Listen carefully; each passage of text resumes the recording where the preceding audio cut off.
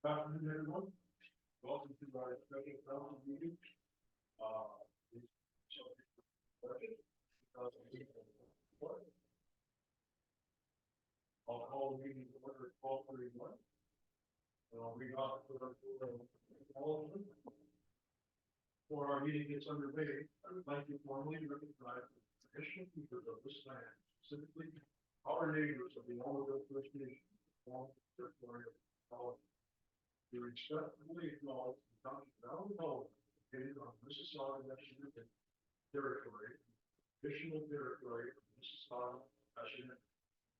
The township of Alamo respectfully acknowledges that the Mississauga Nation are the collective stewards and caretakers of these lands and waters in perpetuity, and that they continue to maintain this responsibility to ensure their health and integrity for generations to come.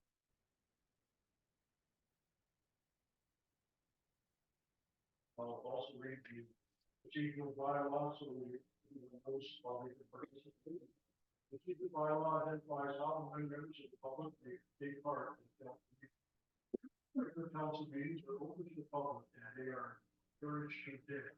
To speak at a regular meeting, request for a delegation form must be submitted. These forms are available on our website.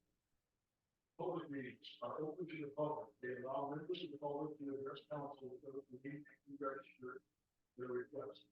An example of a public meeting is a planning meeting where land use planning applications are reviewed and council seeks input from the public. Closed sessions may occur during a council meeting to discuss confidential matters identified in this act of the section. Members of the public are not permitted to speak to meeting. Well, just a quick thought would be this is considered regular council meeting. When it's a special meeting.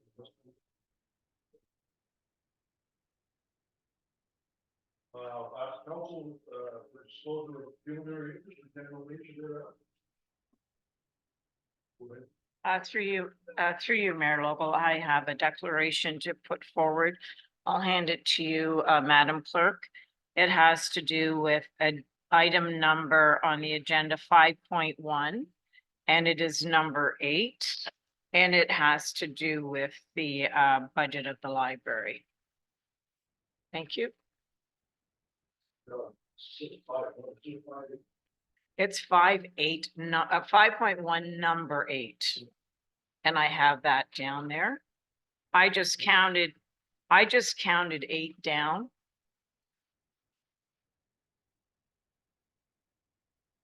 Is that right? Thank you.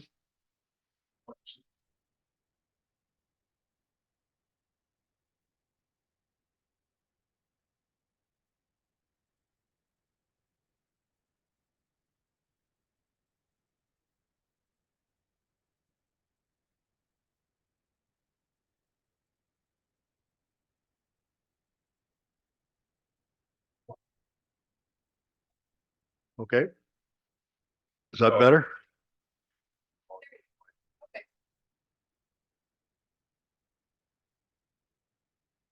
That's good. We heard somebody from someone. I thought it was yellow, but I guess I'm not. Okay, let's go to, thank you, Joan. Thank you. Next item is approval of the agenda is circulated. Be resolved that the agenda of the budget session of Wednesday, February 7th, 2024 be approved. Can I get a mover and a seconder for that? Deputy Mayor Stover moves, seconded by Councillor Ainsworth. Any discussion? All in favor? Motion's carried.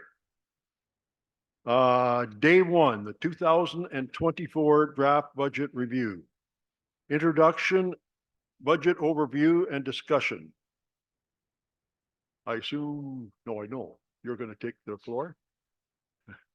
And nice to see you. Thank you very much for coming.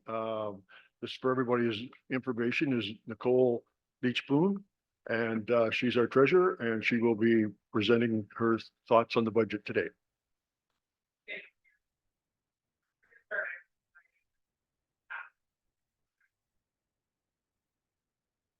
Bit of an introduction before we start, and then PowerPoint that going through, and then we'll we'll make our way through, each department, through the budget finder. And if they're gonna review, them, people can ask their questions. But, we actually see it go. Great, thanks through you, Mayor Vogel, to council and anyone else in attendance. Thanks for being here. This budget comes at you this year with a little bit of a different delivery than you may have been accustomed to last year or in the past. In conversation with Nicole, I am asking for the budget to be presented in its entirety. One of the biggest questions that has come up in council since my tenure at the beginning of September was, what is our plan? Where are we going? What does 2024 look like? What are we delivering to our residents? And so on. There's been a lot of questions. So there has been a lot of conversation, a lot of research, a lot of information go into where our 2024 budget is. I know that council will have a lot of questions, and I respect that you will. What I would like you to do, please, though, is document your questions, write them down during the presentation. We will come back once Nicole is finished, and we will identify each department, and we will call for questions at that time. If there is a question that requires consultation with the department manager and further research, we will direct that question back to the appropriate manager and personnel to dig up the information for you. If it is a question that is directly related to operations, then what I would like to see is that we take that question specifically back to a meeting with the department head. And we have a question or a good conversation with all of council with respect to the operation of a specific department. I hope that council can stay on the high side of our budget and understand that we have to come forward with a difference in 2024 in deliverance of our customer service relations and the deliverance of our information that we do hand out, and a difference in the production of what we are expecting in return for our tax dollars. So once Nicole gets through some aspects of the budget, I will have something to conclude in the department, especially if it's related to issue papers, and also be able to draw you what that plan is and what that looks like. So thanks again. And Nicole, thank you for your work in the budget. And I look forward to the presentation. Thank you. And just to clarify, so I understand, perhaps other council members, you don't want, whatever you say, you don't want questions today. Is that what I understand? So No, we will be, okay, no, we do want questions today. okay, What it is once Nicole delivers the entire presentation, we will come back to each department title and okay, we will ask for questions. okay, But we would also like you to write your questions down so that we can include it in the minutes. And we can then go forward with further investigation if needed and bring further information forward in step 2 of our budget delivery. okay, In step 2 of our budget delivery, where required, your department heads will be present. And you will have an opportunity to hear directly from them if there's more detailed answers that needs to come that we do not have in front of you today. That is not knowing what your questions are going to be. So we will do the best we can. okay. Everybody understand? Good.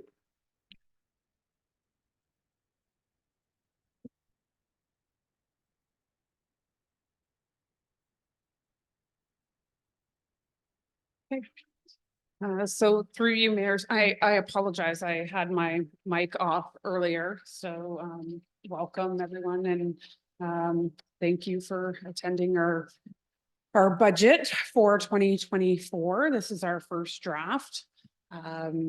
You should be able to see even online the PowerPoint that we have today for the draft 2024. So we'll start with the first slide.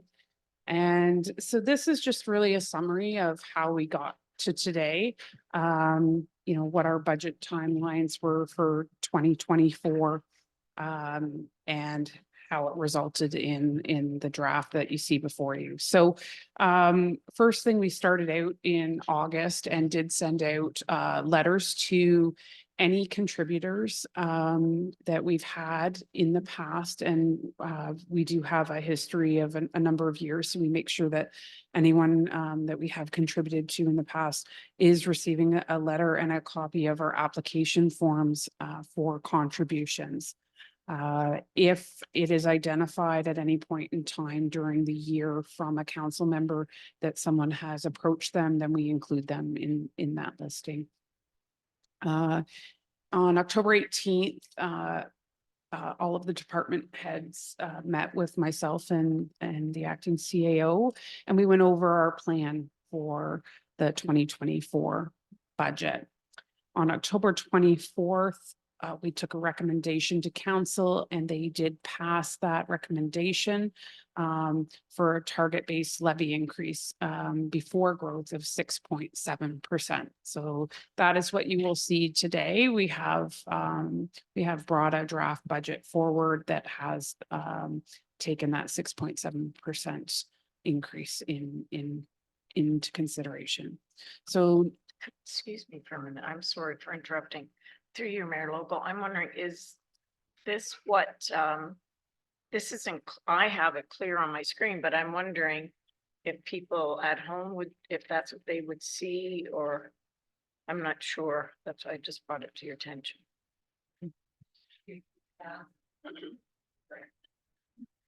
For you, Mayor.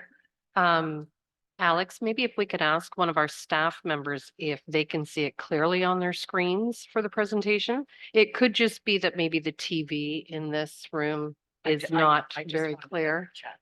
Yeah. It is mine, but not there. Good. It could just be the TV. Thank you. Sorry, Nicole. Please go ahead. Good question, and we'll get to the answer. Please go ahead. okay. No, I'd rather you interrupt me if people can't see it. We will also, this presentation wasn't included in the original agenda, but we will be putting it up on the website as an attachment to the agenda.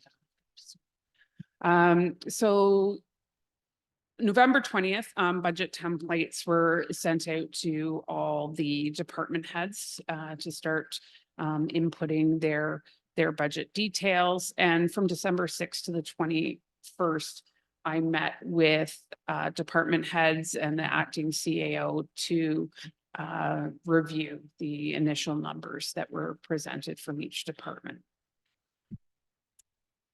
From January 15th to 25th, the initial draft budget was prepared. So that was basically myself going through and finalizing all those numbers and making sure that all the funding for any projects was taken care of.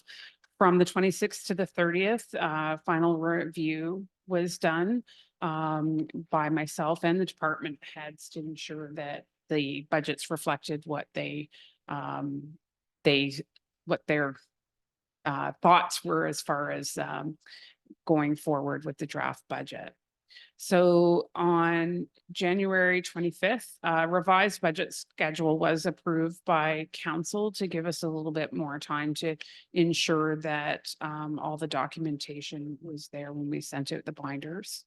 And then the budget binders were prepared on the 31st with a copy of all the budget documents being posted on the Let's Talk website, which there's a link on our township website to that information. So anybody who hasn't seen it or wants to see it, if you go on our website, I believe there's still an alert that will pop up right away when you enter the website. And there's a link there to that. So this is a summary of what we've come up with this year, as well as comparison to the last 4 years. As you can see, we've had increases Each year, you will find there is a copy of this budget summary in your agendas and in your binders. And it actually shows the percentage increase on it each year, as well as the 6.7% increase. If you go to the next slide, this will show you what the actual breakdown looks like. And even in the summary, as I'm sure you can tell, Public Works as always is our largest, I guess, our largest expense for the municipality. That's where the majority of the resources that we bring in from the levy go. And a close second would be the fire and emergency services and protective services. So the protective services is your police service board, your animal control services, and that sort of thing. So with administration being the next highest resource. Go to the next slide. So this is something that this current council had requested last year, and we did it, I think, on the second or third draft at the request of council. And it breaks down the general operating, the capital, and the payroll portion of the expenditures. So you will see in the next slide again, a pie chart that gives you an idea of where the funds are going, with close to 40% in operations, just under 33% personnel, and 28% capital. Now that's as a percentage of the overall expenditures. It's not of the overall levy, because as you know, there's revenues that offset these things. So those percentages as a percentage of the levy would be a little higher, as revenues would offset some of the expenses. So 2024 budget impact, and this is something we talked about when we brought the recommended tax levy increase forward. One was CPI. So CPI, when we looked at it in October and compared it to the year over year of last year, we were 3.3% higher. In 2022, that increase was 6.5%. So it has come down, and we're still higher than historically before we've had such a high inflation. But I mean, that's it's good to see that we've come down a fair bit from the prior year. We did also keep that in consideration when the cost of living allowance was brought forward to council late in 2023, and the approved 4.8% included that 3.3% CPI, as well as 1.5% that had been banked in the prior year. So in 2022, when the inflation rate was 6.5%, cost of living allowance was put through at 3%, with the other 3.5% going into a bank. So there still remains 2% sitting in that bank. It also, I just want to comment that it also allows us, it has been brought to council in past that a pay equity increase will be coming in the next couple of years. And there are some substantial grants. We have looked at those changes. However, this is just a start to bridging that gap. And our hope would be that next year we can bring some of that bank back in with 2020, early in 2026, looking at our pay equity. Excuse me, are you showing exactly what these are? The handouts? The only reason I'm asking, because maybe they're out of order. Are you adding some? I'm adding my own comments. This is just really sheets. sorry? The sheets. The sheets? Yes.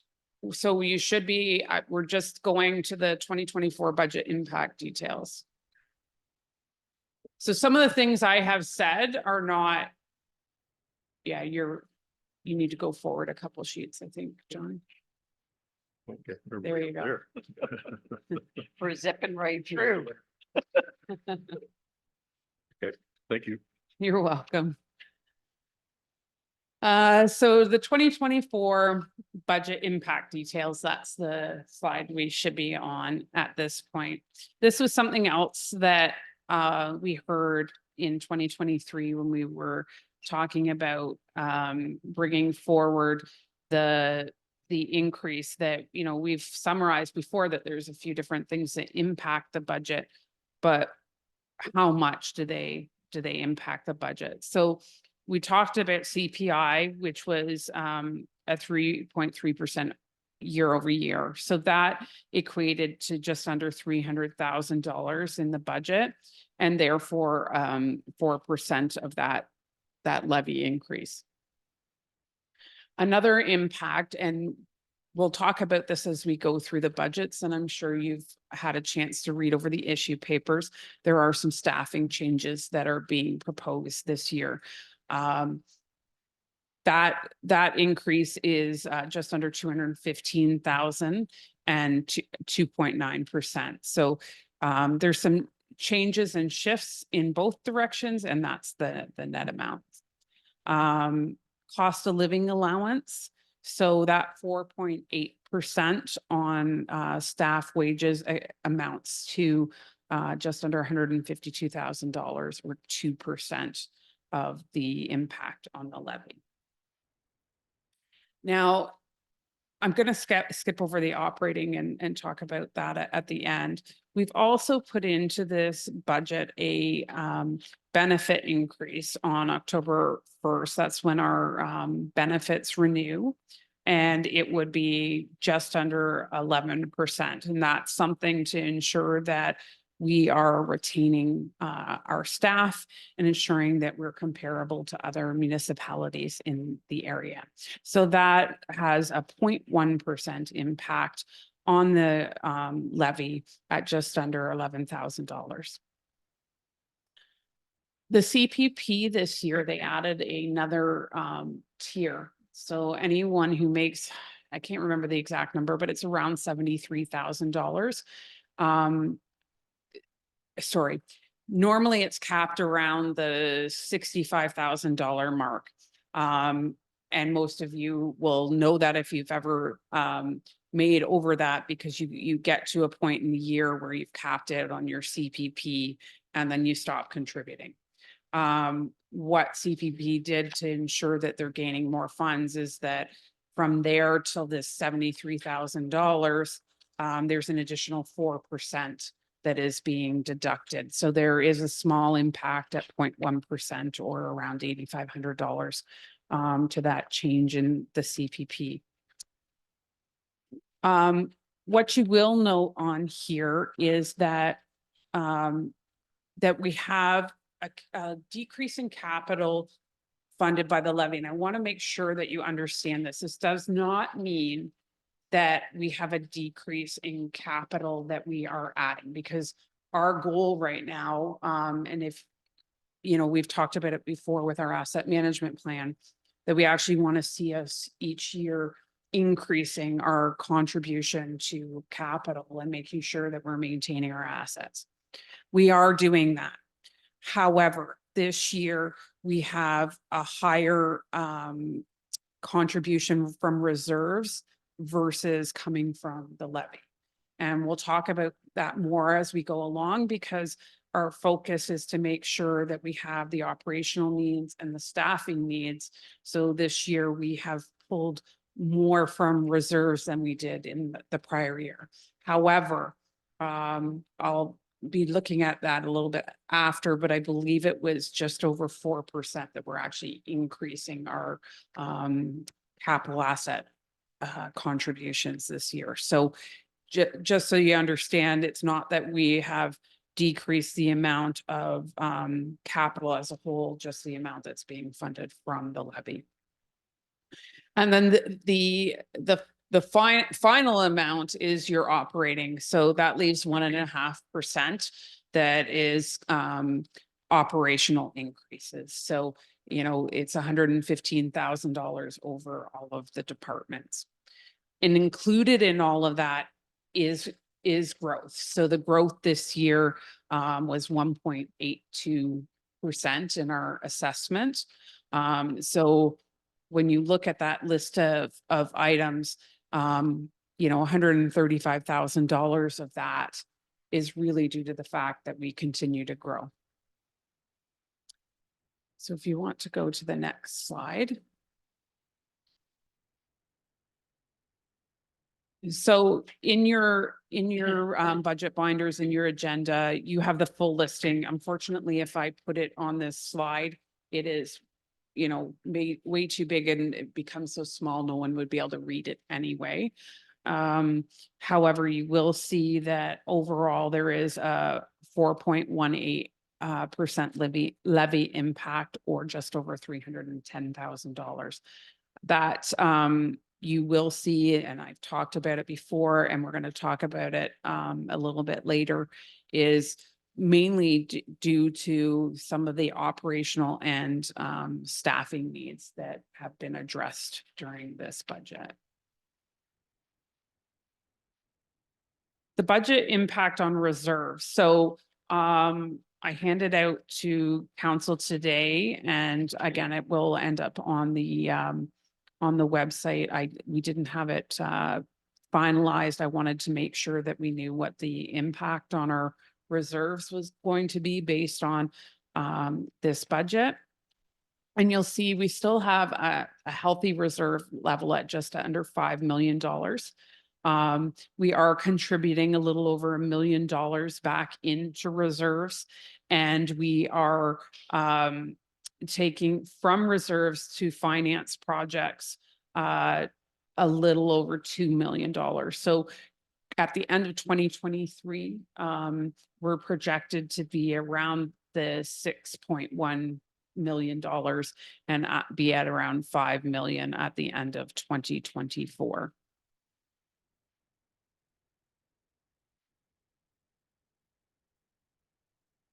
So this is the listing of donations and commitments. Now, again, in your agenda this year, I did something different. This is what's been requested over the last 4 years.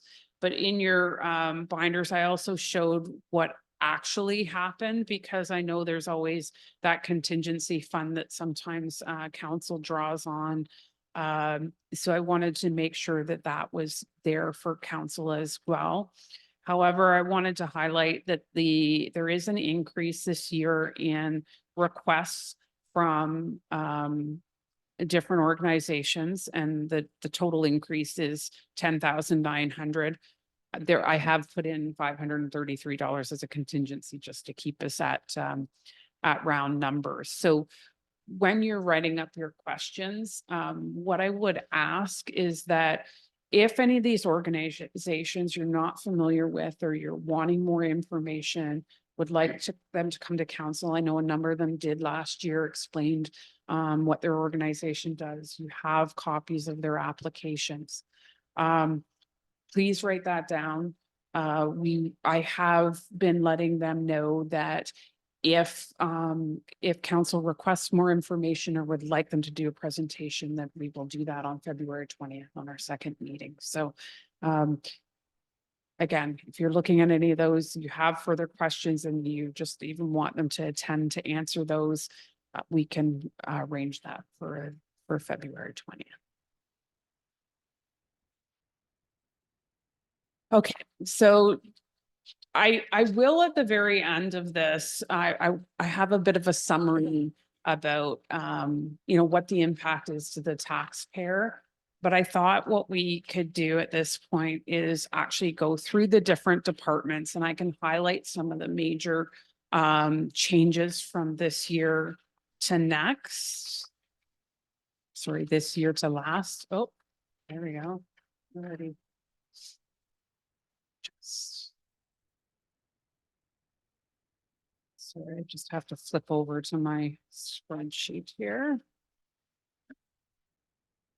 And so the first, we talked a bit about the summary, so I'm not going to go over that too much more. I talked about the growth and the after growth number. You have a revenue section in your binder. And one thing I wanted to highlight on here, as a number of these things are very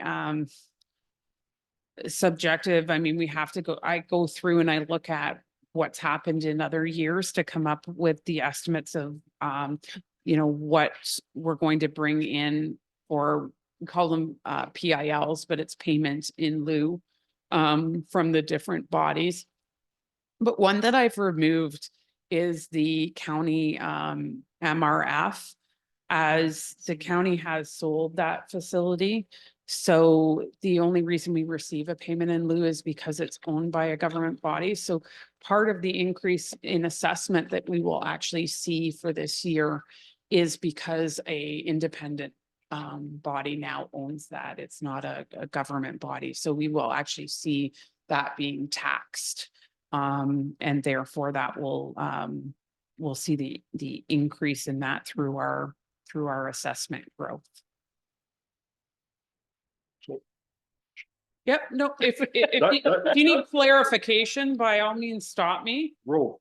So you're saying that would be part of growth? Yes. So it would be growth in our assessment. So what you would see is when that property sold, then we would see the industrial because it would be considered industrial versus commercial. So our industrial assessment goes up based on that. So yeah. And we will not get as much from payment. From the for- payment in lieu, Yeah. correct. Are they offset, or do you know? You will get much more from property taxes than you will for payment in lieu. Yeah. Yeah. Generally, that's the case. Okay, so I'm going to start going through the different departments. The first is council.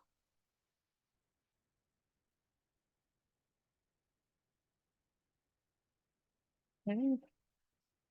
And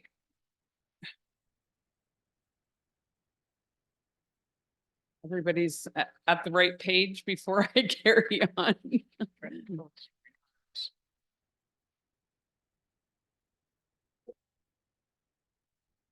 Sorry, I didn't bring my binder up.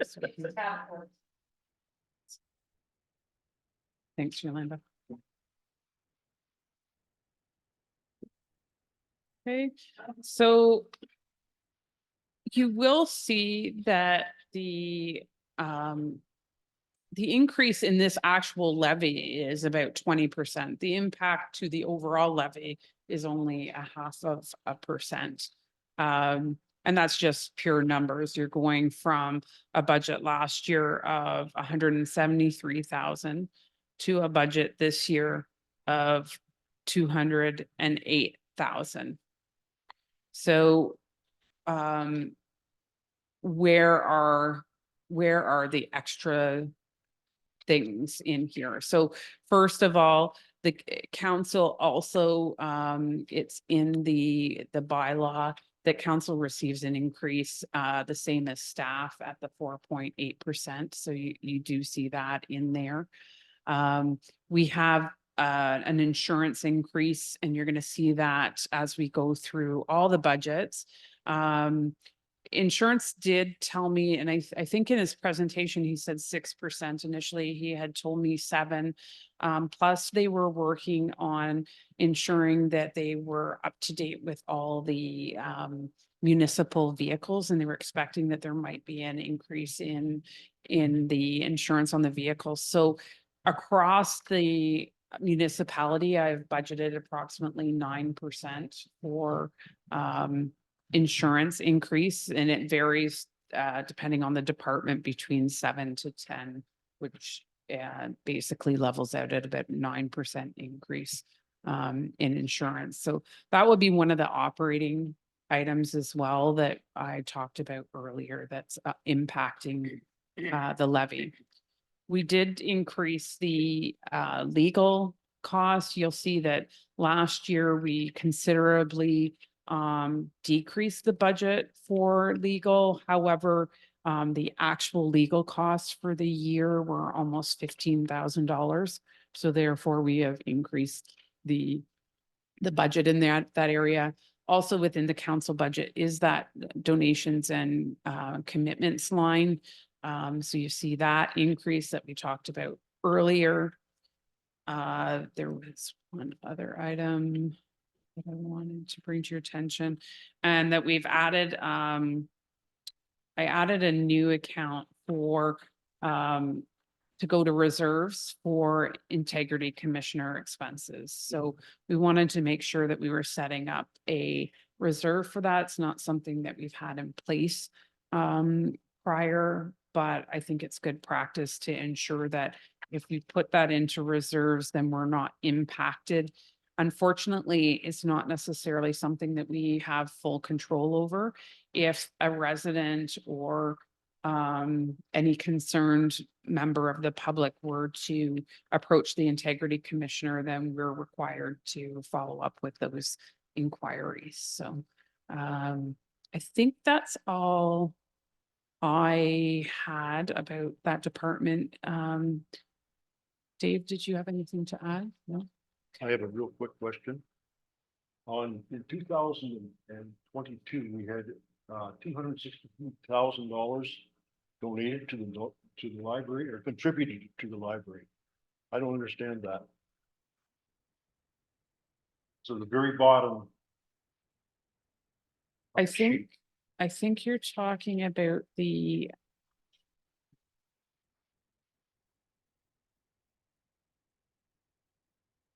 I don't know what that is. I'd have to go back and look at it. I think that's an auditor entry when we were transferring funds out. It may have been to ensure that their reserve balances were actually in their bank account. We manage all of the library funds through the municipality. So therefore, funds don't come in and out of their bank account like they would ours. Everything for the library comes out of ours. However, we have to maintain a bank account for the library. Okay. Yeah, You know. but I'll highlight it and see if there's any further details on that for future. It just looks like it's an unusual one to. Yeah, I think That last year, because it was an auditor's entry, I think that was down further, so it wasn't even showing on the raised by taxation line. In fact, I don't even think that it should be there, but I will look into it. Through Mayor Lobo, through you, that is one of those questions that, since it was raised, we will have to come back with the Yeah. appropriate information at step 2 of the budget deliberation. So that question may need to be re-raised at the end, Okay. once we I'll come note back that. around. Yeah. Thank you. I've noted it as well.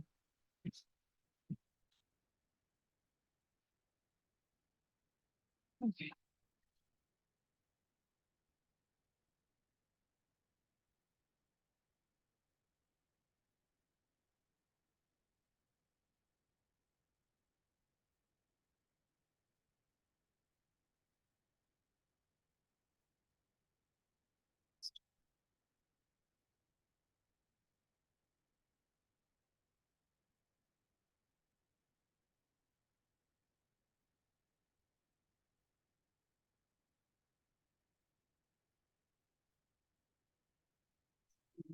Spreadsheet.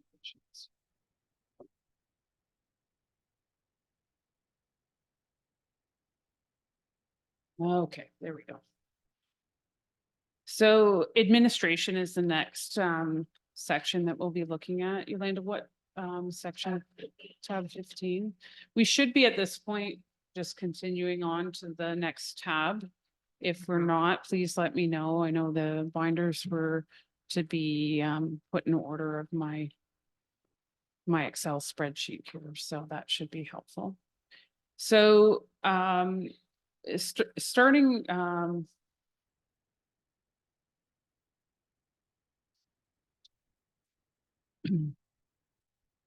investment income. So you will see that I have increased that amount. You'll notice that the actuals look very high. However, there's still some year-end adjusting entries that have to be made.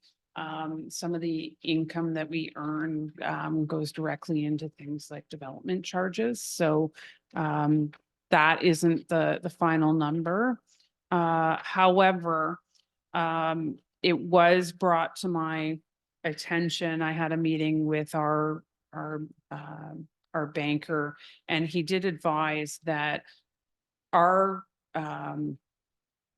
interest rates that we have set up with the bank are about 2% under prime, which normally when the interest rates are low, just means we're not making a whole lot. We might have made maybe 1% in the past. But because interest rates have gone up, I'm projecting that we should continue at least for a little while to see some interest made on our general bank account. So I've increased that number.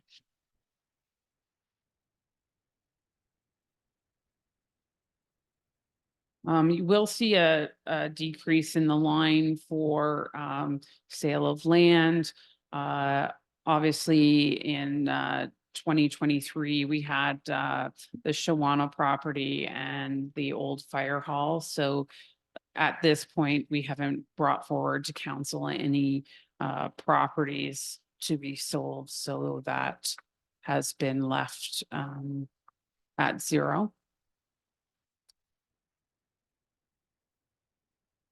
You'll see $33,000 budgeted to come from reserves, 26,000 of the first year licensing and maintenance costs for firewalls, and $7,000 of redundancy licensing from modernization.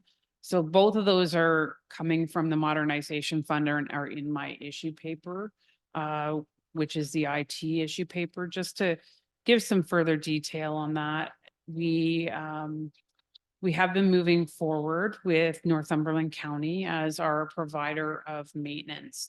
And in that, we did discuss upgrading firewall switches, getting to the point where all of our administrative offices can function as one and have one server where all of our data is stored. So in order to do that, some of these things are still left to be done. So therefore you see that coming from the maintenance costs coming from just regular reserves. And then you'll see from capital reserves, the actual costs of the capital items that are listed in that issue paper. We did set the modernization fund reserves aside for the last couple of years while we were working on this project and looking to go forward with Northumberland County. So they are holding off moving forward until our budget is passed.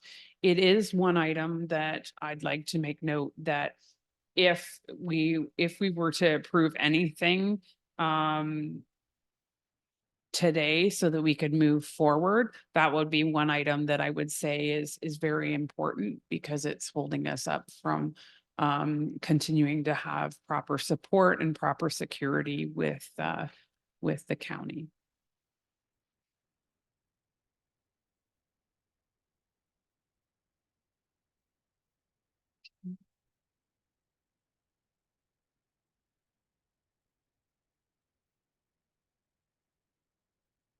So you'll actually see a reduction in the contract services line, which is account 70017. So it's in the expense section.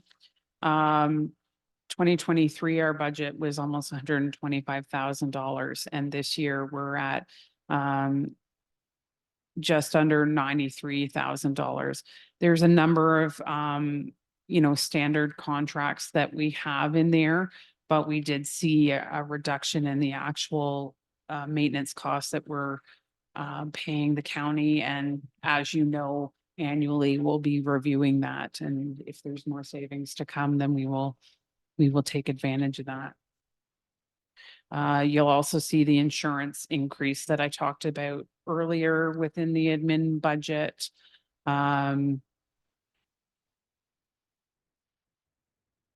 You'll see in the admin line for licenses and software, again, that's part of the issue paper that's being brought forward. And then on the admin two reserves line, so the account ending in 7777 and starting with 10. As always, we try and put some funds away into our working capital reserves. So we have put away 117,000 for that. You do see a reduction in funds going to reserves in this account. And it's for a couple of reasons. Last year, we had funds that came in from the sale of Nawatin, and we have funds that came in from the sale of the fire hall property. Both of those would have gone into reserves at the time that they were received. And last year, we did put $256,000 into the working capital reserves. Council had us increase it. Originally, we had 160,000 in there, and council approved a 1% increase on that. So that's why those funds are lower than what they were in the prior year.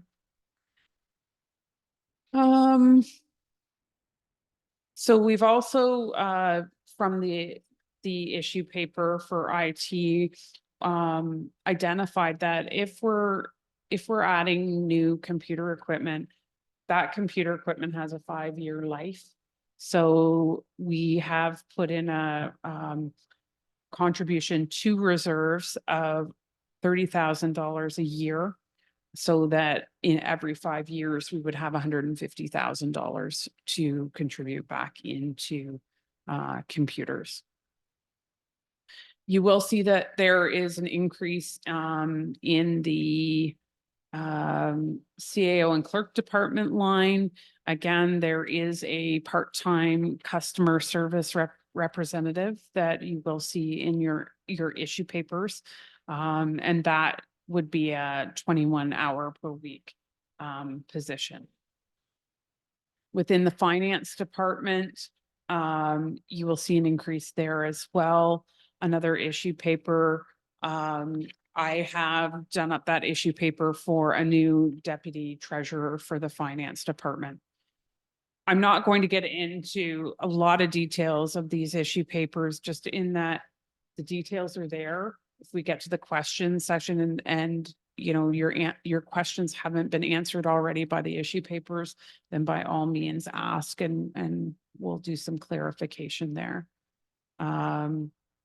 One thing that we did a little bit differently this year is because we have noticed that we are needing more resources in HR, I've actually created a section within the budget that shows all the HR resources. So that's just really of note. So that's why you'll see in some items like the 0 all the way across, because in past we had absorbed all those costs in the different administrative and finance department lines.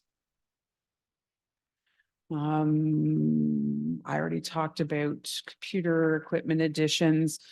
The other thing that we've been recently looking into is the fact that we still need to go through and upgrade our records management. There was an approval back in March of 2022 from council to use funds towards doing that from the modernization fund. Some of that money has already been spent. But there's still just over $14,000 that did not get spent, and that's still a project outstanding. So we have ensured that that is included in this budget. So overall,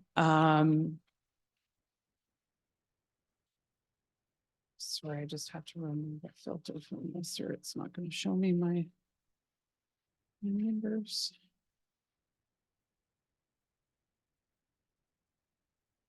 The impact to the levy of the administrative changes is less than 0.5%. It's 0.37%.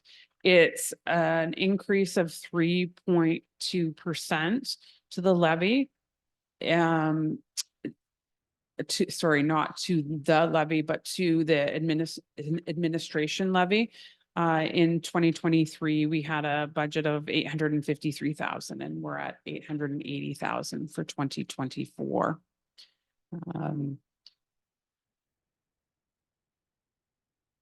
You will find that there is quite an increase there in capital that we are funding in this budget. I don't think that I have anything else to point out in this one. Dave, do you have anything to add? I do, through your Mayor Logal, just as a highlight, and again, the information is in the issue papers. Overall, we wanted to address one thing, and that was customer service. That was an ask from council, and that's why we looked at this. Number two was we need to identify a position to bring more grant dollars into the township. We actually need somebody that's actively going to go after these types of dollars. We don't have a staff that can do that now. In the identification of a deputy treasurer in my conversations with Nicole, that is something that we were going to look at. With respect to costs, communications to our residents, we have looked at some significant changes in our website, significant changes in our outreach program, which will be coming out very soon in 2024, mostly because we do not have the newspapers to communicate with. So just from the high side looking in, that's what we did. And overall, this budget with respect to admin comes in at almost $200,000 less than what your budget was in 2023. That's it. Thank you. So the next department we're going to look at is the building department. The building and bylaw are in your binders, I think, in the same section, but building should be at the front of that section. So one thing that in doing the budget up this year, we had building and bylaw together previously, and we've separated them out for a couple of reasons. One, because our current building official is focusing on building. The second is that the building department is supposed to be self-sustaining. So at the end of the day, this budget should be at zero. There should be no impact per se to the levy itself. And the reason for that is ensuring that the right amount of reserves get put away each year into the building department reserve, so that in a year where maybe we have not as many building permits, so not as much revenue, we can still just sustain that department for when there's that influx again. So it's really a balancing act. So you will see that in 2023 that the building department at this point, and I don't see, normally the revenue lines for permits, things like that within my budget when I'm bringing it forward. When I say year to date, we're not up to date. That's as up to date as those building permit numbers are going to be. So we have actually drawn $110,000 out of the reserve in 2023. So you'll notice in your reserve spreadsheet that currently the building reserves are sitting at like $8,500. So our goal for 2024 was a couple of things. We will be bringing a new fee bylaw forward in 2024. And in that will be an increase in building permit fees. That's going to be our proposal. And those proposed fees are built into this budget. So that's one thing. The second thing is that we're proposing, and this is pretty standard for building departments, to put away 25% of what they collect from building permits, to put that away into reserves for the future.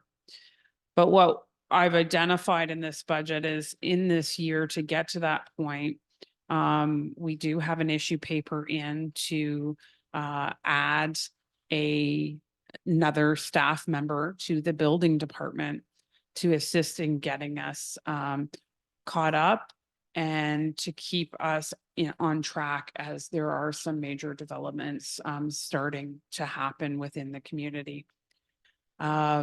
We have put in a few capital items as well, and that's due to the need for the space. Now, since we did do this, and I'll let Dave talk about this after, but our acting CAO has requested that I remove the building upgrades from this budget. And what that will do is just reduce the number that you see on the from building reserves of 55,000. That would reduce that number. So we would only be drawing, say, 10,000 out of that account. So what we are proposing, what you'll see in the revenue lines in this budget, is from working capital reserves, 2 years for 50% of what we would normally put away into reserves coming out of our working capital. And the reasoning behind this is twofold. One, to get the reserves back where they should be. And two, because for a number of years we were operating building and bylaw together, it's noticeable within those years that there were times that reserves were pulled out of the building reserves for bylaw issues. And second of all, that there were expenditures that were included in the building and bylaw section, and therefore caused draws from that reserve due to items such as you can see, the caretaker expenses this year, we're allocating them to the different departments. So when we bring back the second draft of this budget, I will be updating that, because I've since sat with our caretaker to find out, how much time is spent at our different facilities. I did a ballpark when I did this, so each department has taken on part of those caretaker costs, and that's why at the end of the day, you're not seeing the impact, and you're actually seeing a decrease in the levy impact, because last year we had just under $40,000 in caretaker expenses, and this year we're not showing any of that within the building department budget. We're allocating that across the appropriate departments of the municipality. Dave, did you have anything to add? I do. Thanks, Nicole. Through you, Mayor Logo. The budget with respect to building definitely is a significant increase. And we are taking steps to identify, in conversation with Nick, where we are going to pull the income from, because this is supposed to be a self-sustaining department. One of the things that is happening in this department is that with respect to building permit applications, questions or otherwise, there is some very thorough thought going into it, some very thorough research with respect to the building code, and answers that are given out are being very careful not to emit liability on the township. That takes time. Our biggest concern with the building department right now is the new subdivisions that are at final stages. Grafton Heights, that is going to be built Nick brought to us that the Ontario Building Association estimates that each building permit has an approximately 18 man hours associated to it. If our township has averaged 156 building permits per year, that's 2,808 man hours. There's 2,080 in 1 year for one person, one employee. That's at 40 hours per week. So that identifies right there that we already do not have enough staff in place to do that. But our fees and services had gotten so far behind that we have to do something to increase that. And we can't do that all at once. So there is a plan that we will be looking at this each year to increase our fees and services. The fees and services bylaw has yet to come before you in 2024, which it is going to be. So that is an area that we need to ensure that since we are allowing development within the township, we have to have the appropriate number of people in place so that we know that our inspections are done well and done properly. That is a huge protection for the residents and for the township in the future. The 45,000 for upgrades was to do with the thought that we were going to try to move the building department to the canteen at the Grafton Recreational Facility. The reason for that is because we're running out of staff room in this building. The community is growing, the demand is growing, and we need more staff to accommodate, certainly to deal with some of the issues that council has brought before us. However, investing 45,000 into a building that may or may not remain would not be an appropriate use of tax dollars. Therefore, we took that out, and that is the reason for it. If we can use the canteen with very little input to accommodate staff and a good working environment, then that is the direction that we will take. But that gives you an idea of what is behind this budget. Thank you. You, Mayor. So the next section is bylaw, and it's still in that same section. It should be right behind your building department reports. There should be the bylaw section. So you will see, last year we did budget for STR income. You will see that we did not have that income as we were still working out all the details on the STR bylaw. So in 2024, with that coming into effect and us starting to have applications coming in, we have estimated 50 units at an average of 75 or at an average of $750 each. So that's where those funds came from. The other thing is that last year council had directed staff to budget for a total of $20,000 for staffing for the bylaw department. And that was including all benefits. So that's why you see just over $15,000 in wages. In fact, we did hire on full-time the deputy fire chief / bylaw officer, who has been taking care of the bylaw department, and the costs in 2023 were $40,000 plus benefits, and benefits generally run an additional 30%. So this year we have done some shifting around, and the plan is to have a couple of the current volunteer firefighter staff be set up on our part-time payroll for bylaw purposes. And that should bring us in probably just under where we were this year for actuals.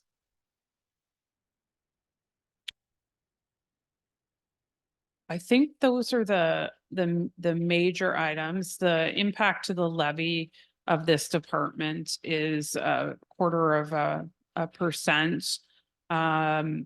However, as you can see, as a department, we've gone from a $4,000 impact to the levy to a $21,000 impact.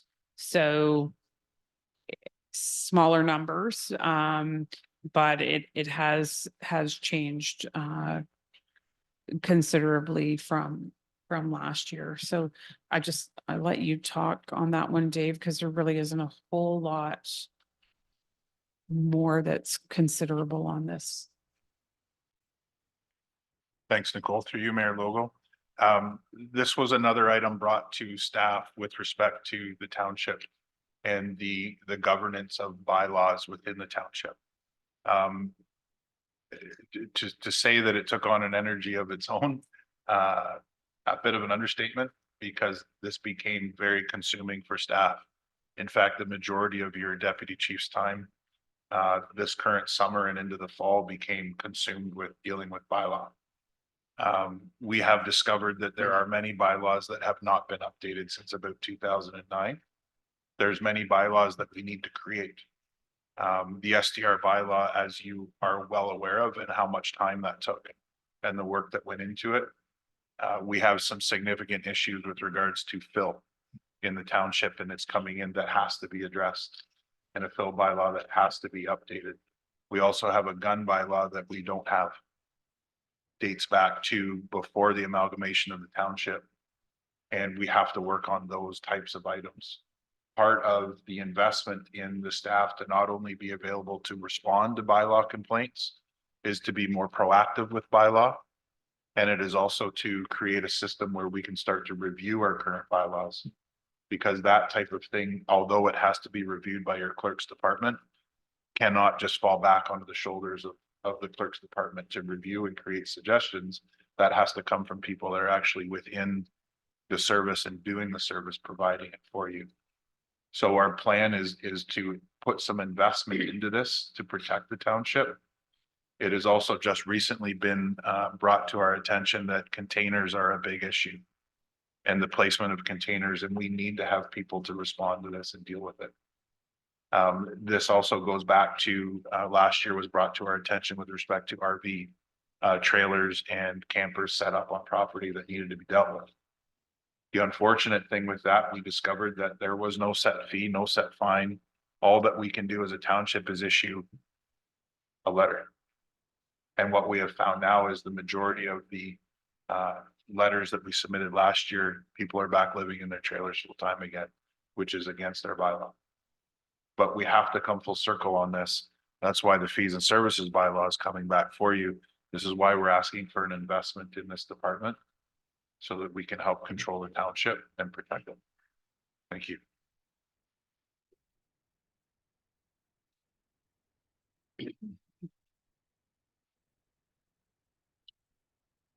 Three Mayor, fire department. So the next tab in your binder should be fire. Again, I did hand out an additional attachment to council, which I can get that added to the website as well. And it's a document that council's already seen. It has been updated with a few things. It's the fleet schedule, and that was something that was brought forward in 2023 as part of the budget to basically get a procurement schedule in place and a plan to finance the needs of the fire department. A couple things that I want to note with this.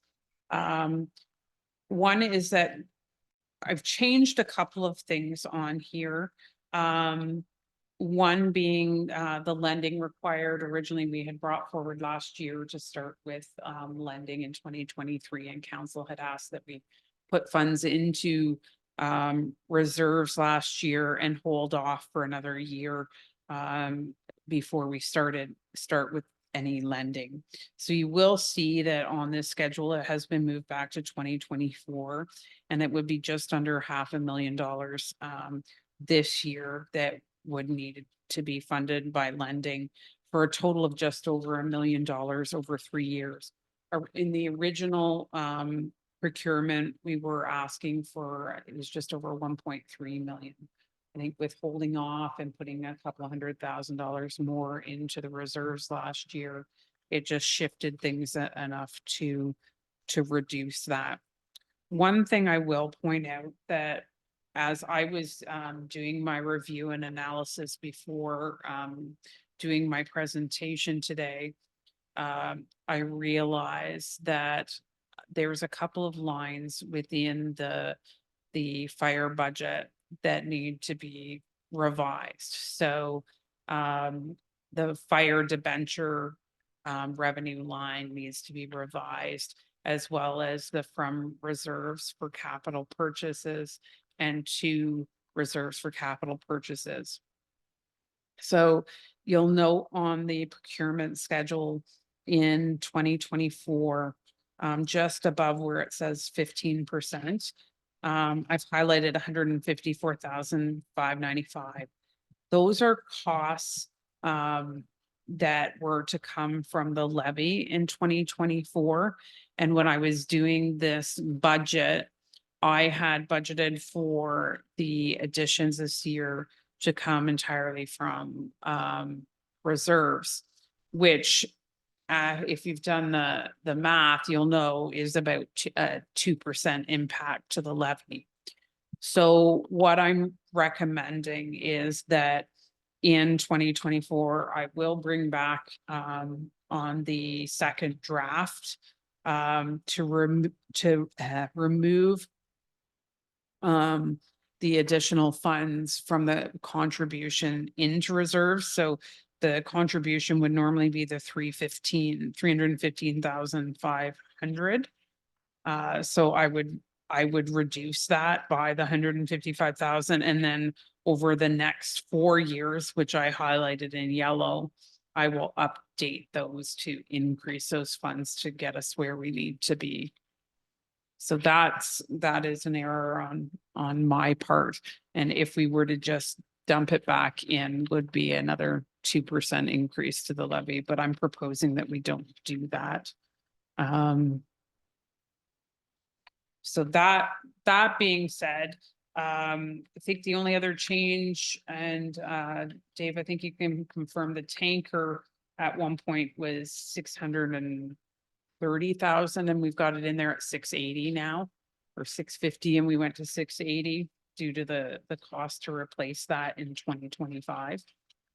So that number has been changed, and I believe we may have shifted a couple of items only because we shifted some items from 2023 to 2024, which pushed things back. But other than that, you'll notice that the contributions did not change. What I am proposing to ensure we continue to contribute the right amounts and not have to do any further lending past 2026 would be in 5 years from now in 2029 to start increasing our contributions to reserves so that we don't end up back in a position of having to go and get lending and pay interest. So just so that you're aware.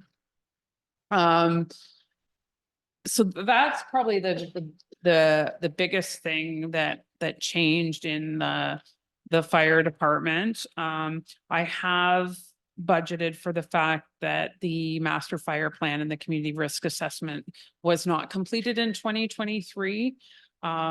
So I have moved those funds that were budgeted for last year into 2024, and we will pull those back out of reserves for the 2024 year. And that is in there, I believe, at $60,000 for that to be completed. There's no changes in staffing, and you will see an increase in insurance, a little bit higher on the fire side just due to the vehicles and the expected increase there as we updated that information with the insurance company this year.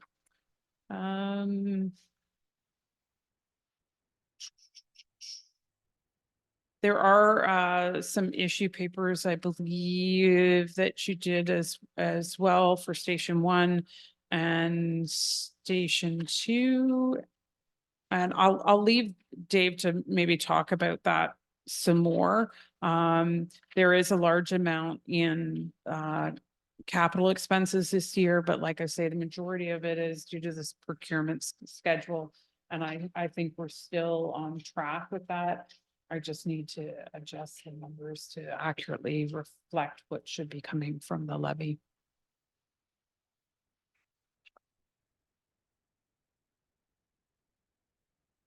Dave, did you want to? Thanks, Nicole, through you, Mayor Logo. So Nicole's correct. There's no real major changes here, no addition of staff other than what has already been approved through council over the past couple of years. I did adjust the maintenance and repair of the apparatus to a more appropriate amount based on what we have been spending. And also based on the size and cost of these vehicles and what it costs the township to maintain them. In the past, the numbers that were in the budget just I felt just weren't appropriate and needed to be increased. Taking you to the last page, the issue papers, I brought back the $25,000 for Station 2 as a step process that was an ask of council from last budget in 2023. So I've done that. And then with respect to the upgrades at Station 1, same thing, was asked to bring back that 25 as part of the 24 budget. The only thing we did not know was we needed to add 30,000 to that for the replacement of the septic system. We were not prepared that the septic system was going to go down at Station 1. And it has, and that is included in your issue paper. The auto extrication equipment, that was a 3-year plan that was produced last year in the realm of wanting to replace our auto extrication equipment because it was discovered it was older than 25 years. So with respect to the fire department apparatus procurement plan, there is a plan to get the township out of debt. That is why we put that together and to keep our equipment current. And you will receive the exact same thing in the roads department this year so that you can look at that. Obviously, not where we want to be as a township, but we have plans in place to look forward to a brighter future, which is the idea. That's it. Thank you.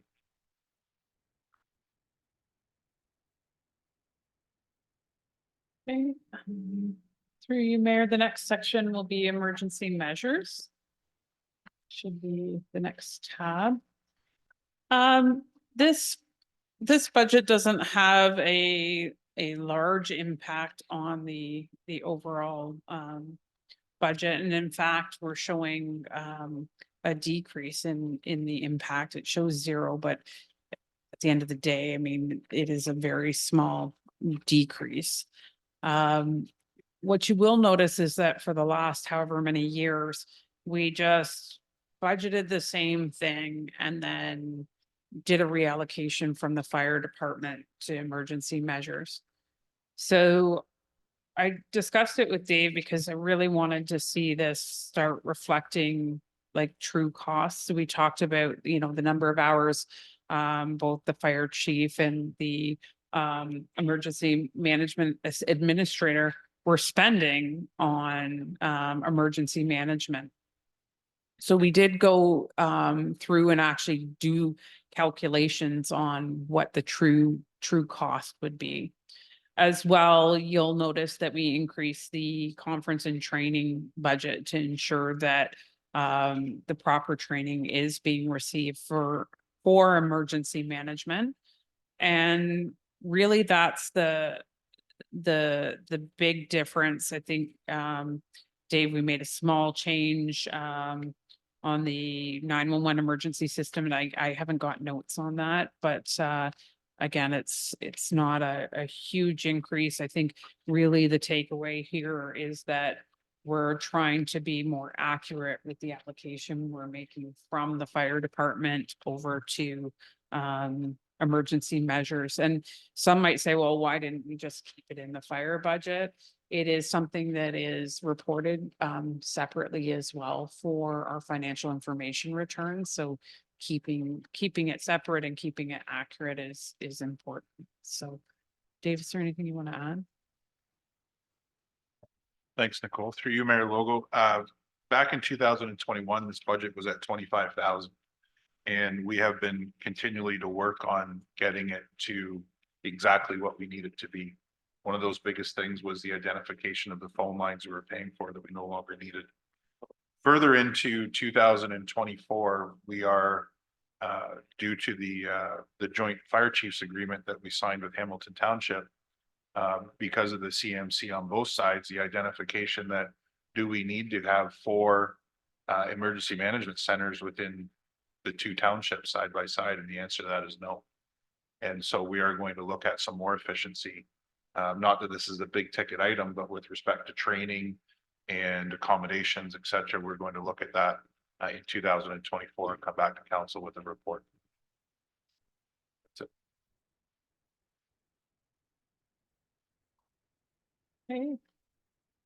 So through you, Mayor, we're moving on to animal and livestock, animal control. So we have seen some changes within this department. There is a very small decrease in the levy impact on this one. We did see $3,000 in dog tags sold with having the new DocuPet system in 2023, and really it actually didn't come. I think it started in late March or early April, and we had actually been telling people to hold off until we had the system set up. So I think we did fairly well considering, you know, it was nine months. We have budgeted for the same income this year, but my hope would be that with having it already in place, and DocuPet actually sends out reminder notices to those who are in their system, that hopefully we'll start to see that number increase a little bit. Livestock recoveries, as you know, we contracted a new individual to look after our livestock valuations and going out and doing those inspections. So we actually had a lot more this past year than the year prior. But it is really other than the administrative cost, it really is a cost recovery thing. The province sends us the money plus $50, and we send that money out to the farmer who has made the claim. So you will see a reduction in the joint animal control services line, and that's our animal services agreement plus the costs for DocuPet. So it is budgeted the same as last year. I'm not sure why that number is a little bit higher. I'll have to investigate a little bit further into that. But yeah, it's for the most part, other than the joint animal control services, the livestock control is cost recovery. You don't have anything further on that one, do you, Dave? No, that's good. Thank you. Rec and culture. So one thing that I think is noticeable right away is that back in 2022, I believe it was, we applied for some petroleum funding grants, and we used some of that money in 2022, and then some of it was carried forward into 2023. We do not have any current funding that is expected into 2024. In fact, you'll see a negative amount that is not incorrect, that is correct on the OTF grant line. And that's because we actually were underspent on the funding that we received in the prior year. So those funds were returned to OTF. There is an Enbridge grant that was deferred to 2024 for benches and trees for the new trail in Grafton. So that's the $10,000 that you see coming in from reserves in the rec and culture. As those funds came in 2023 and were put into the reserve to be used in 2024.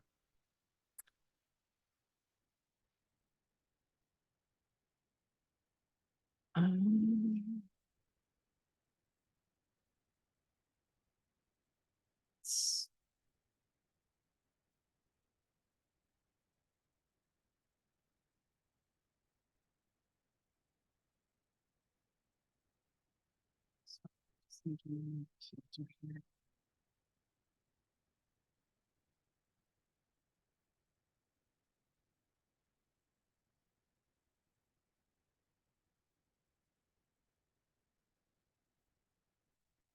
So the levy impact from this department, there's a just over $15,000 increase in the levy for this department, which is 0.21% impact on the overall levy.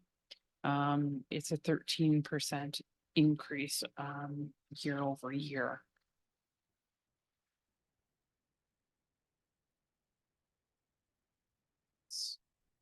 Most of the items within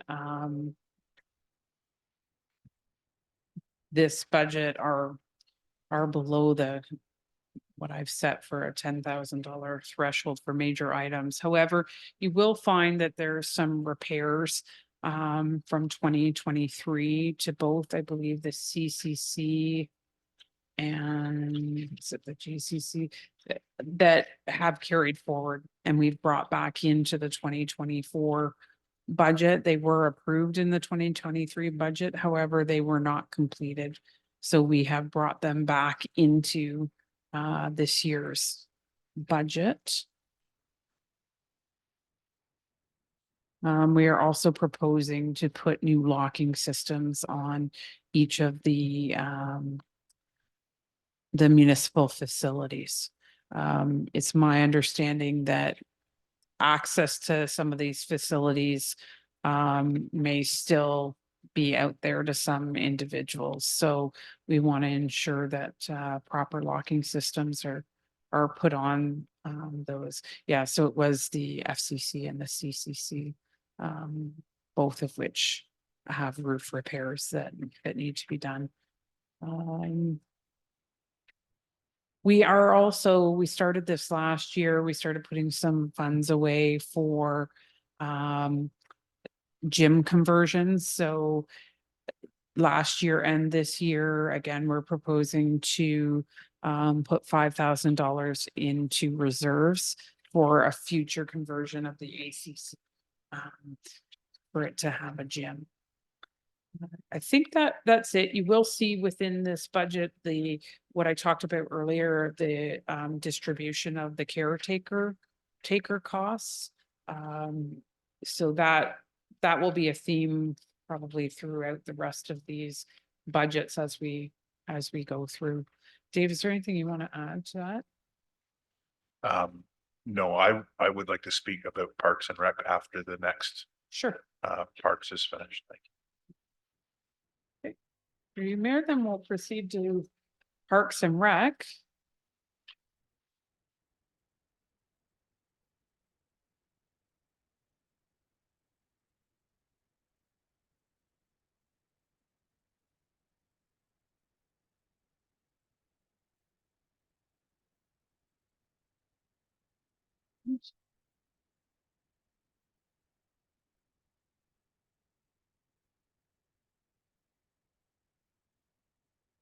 So in your revenue lines, you'll see an arena miscellaneous, and that was funds, again, from that OTF grant that we had for redoing the reception. So that's why you don't see anything budgeted for 2024 on that item. As well on the parks miscellaneous revenue line, the same is true. There was the fitness equipment that was installed. And so therefore that was funded out of the OTF grant funds. And therefore you don't see that coming into play or budget for 2024. The revenue line parks from reserves. There's actually a reduction from last year of what we're pulling from reserves. Again, last year there were a number of items that were budgeted, like the playground and the different reception areas. So therefore it's decreased this year. $10,000 was remaining in the reserve from the ball diamonds, that those funds weren't spent last year on the Diamond One bleachers and benches, as we under budgeted when they actually went back to get updated costs. It was going to cost more than what the budget was. So those funds have been put into reserves to get that done this year. And we've included an additional $10,000 to do that as well. Within this budget, we're asking to put away $10,000 into reserves so that next year we already have some of the funds available for replacing another diamond.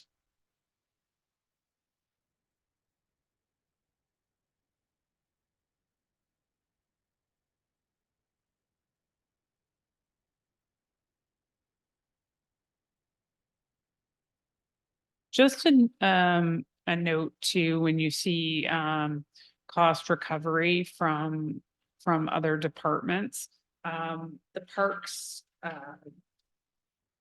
we actually bill back the different facilities for things like plowing and for grass cutting and that sort of thing. So that's where you'll see some revenue actually coming back to the Parks Department for that. In the arena wages, you will note there is an issue paper, and we have included an additional operator whose wages will be split between arena and parks. That is the proposed configuration. I know Dave wants to speak more to that and the thought process behind that additional personnel. You will also see the allocation that I talked about earlier of caretaker costs.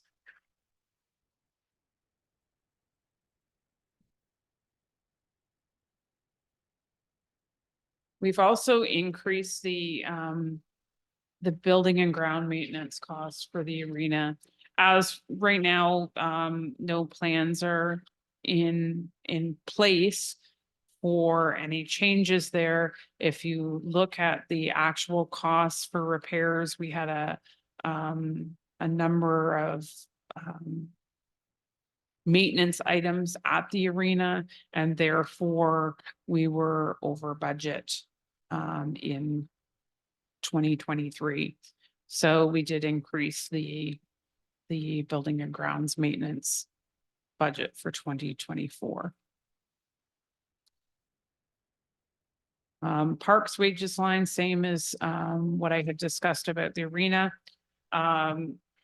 You'll also see an increase in the parks and diamond maintenance. I know there's some notes there about potentially having to put porta potties in and that sort of thing. Again, I think Dave can speak a little bit more to that. You'll see the funds there, the $10,000 parks to reserves in your expenses lines. And that's to cover those benches and bleachers for next year. And then you've got a number of issue papers, not just the arena operator, but you'll also see any of the capital upgrades there. So staff are proposing end gates and parking lot partition for the new walking trail that's there. For the safety of anybody who's using the trail, and B, to maintain the trail in a better condition so that people aren't driving on it and putting it in a position that it's in disrepair. There's also a mower that has been included in the upgrades. And then again, the plan to put benches and trees along the trail. And then that's all funded from the Enbridge grant. So the impact to the levy from this budget is 2.13%. It is a little over a 40% increase over last year's budget for Parks and Rec. And I know Dave's got a few things he wants to mention for this department and why we've included the things that we have. So I'm going to turn it over to you. Thanks, Nicole. Through you, Mayor Logo. So I had a strat plan meeting with the Parks and Rec staff that we have, are two full-time. One is Jen Steen, our coordinator. The other is Matt Dickinson, who is our foreman. We have had numerous part-time staff or seasonal staff come in and out of the department.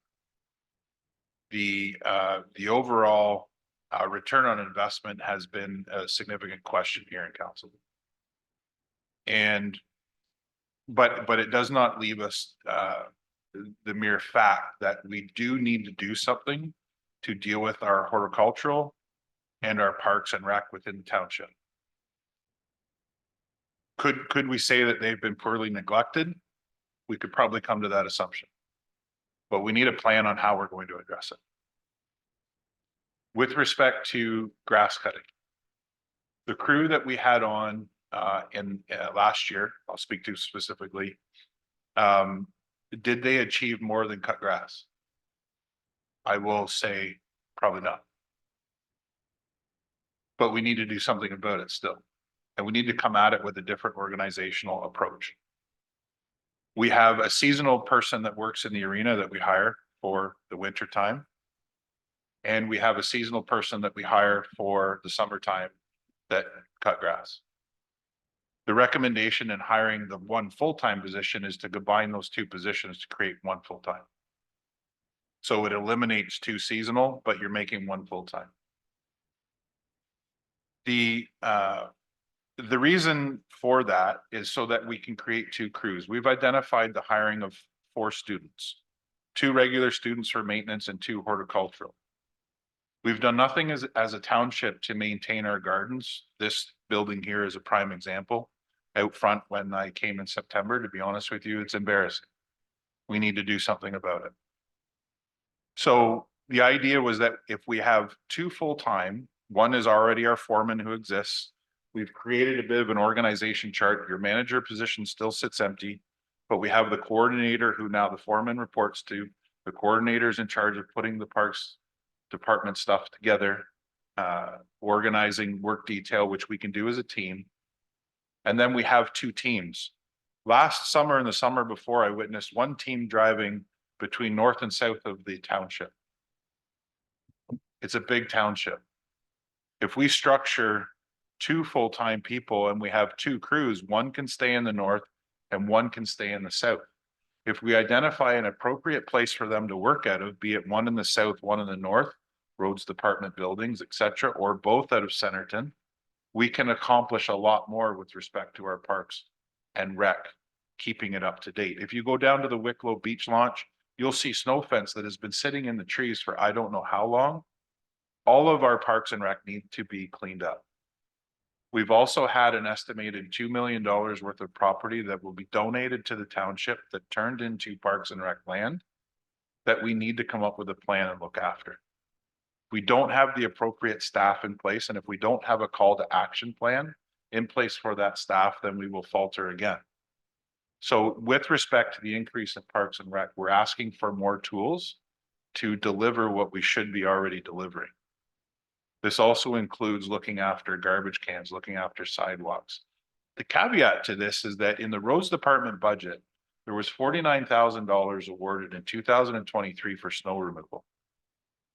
We have the exact same tractor purchase for the township that sits at the arena, idle, all winter, does not move, that we could use for our own sidewalk clearing and bring that 49,000 from the roads department budget over to the Parks and Rec department budget, of which we have not done in this presentation.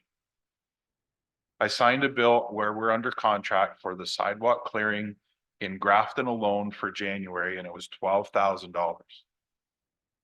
If we maintain some of this money that we are spending in expenses and bring it in-house, we could probably drive our current departments more appropriately. And we have to look at that. The cost of hiring contractors is increasing significantly because so is the insurance. Yet we're already in the insurance game to provide liability for slips and falls. So we're paying twice on the insurance line. If we use those dollars, then we start to minimize the dollars that we're actually putting out, and it's more efficient look at what exactly we're doing. The same goes for Roseneath. The month of December for Roseneath was $9,000 in snow removal for sidewalks and 2 community centers. I'm sure that you know how much is there, and it is not much. That is another example of dollars that are going out that we could use to drive our own departments, which is what we need to do first. With respect to the recreation facility, the arena, we do have many bookings that need to be managed, and we do have to have staff that are there. But there are many hours of idle hand time that we do have to come up with a plan on how we're going to use that. And that is some of the mindset or thought that has gone into the deliverance of the budget with respect to Parks and Rec. We also need to identify that Parks and Recreation culture needs to be one department, not 2. And it needs to be looked after with a plan. We also need to come back to council with the 2018 Parks and Rec Master Plan, and we need to identify some efficiencies on what exactly this township can afford. We need staff to do that. We also need to identify a team to look after our current infrastructure and buildings as they exist today and make sure that things are being kept up to standard. Remember that Accessibility Act 2026. We don't have long and we don't have much time. So we're not asking, in my opinion, humbly, we're not asking for the world. We're asking to combine 2 seasonal staff positions into 1 full-time. At the end of the day, that's what it's about. When we get to next season, identifying what schedule is, we will be identify what part-time we do not need to hire and how that will be looked after. But that is where some of the other items that have been put into play with respect to administration and being able to track staff time, being able to move forward with an absolute plan of action. Thank you.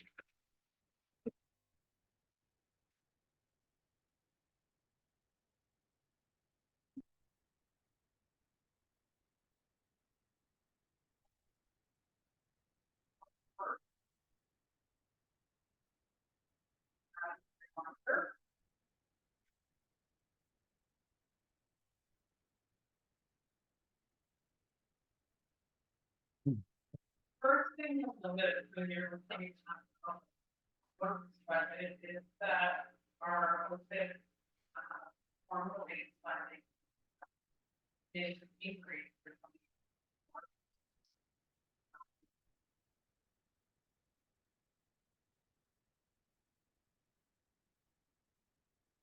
Although our funding, which used to be called the federal gap, has also been not at the same rate, but it's coming.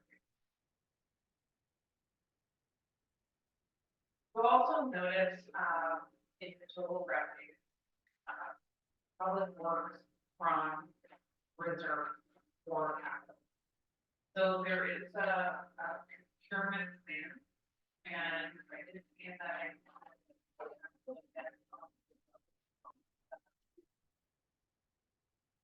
Sorry, my mic was off. So for anyone online, both our OSIF and federal gas tax funding did increase this year. The from reserves for capital line is within regards to the equipment procurement plan that was handed out to council today. And we will upload a copy to the website. You will find on that schedule, it is different than the one that you've received in past for the fire department. It's a little bit more, I guess, simple, if you want to call it that, easy to read. It identifies 2024 to 2033 when items will need to be replaced. You'll notice that there's a number of items that already on the equipment listing are really due for replacement now. However, how this has been approached is over a 10-year period, starting to attack replacement of this. So based on the estimated cost of replacement of each piece of equipment, the average would be just over $600,000 a year in replacement.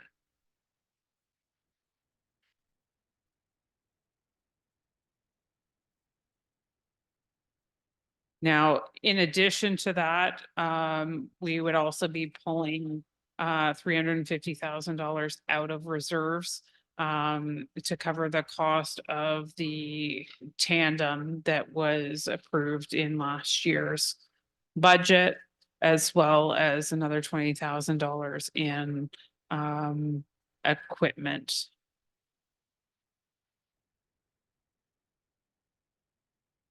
You will note that the wages line has increased for 2024 for staffing needs. I have put a note in there because there's so many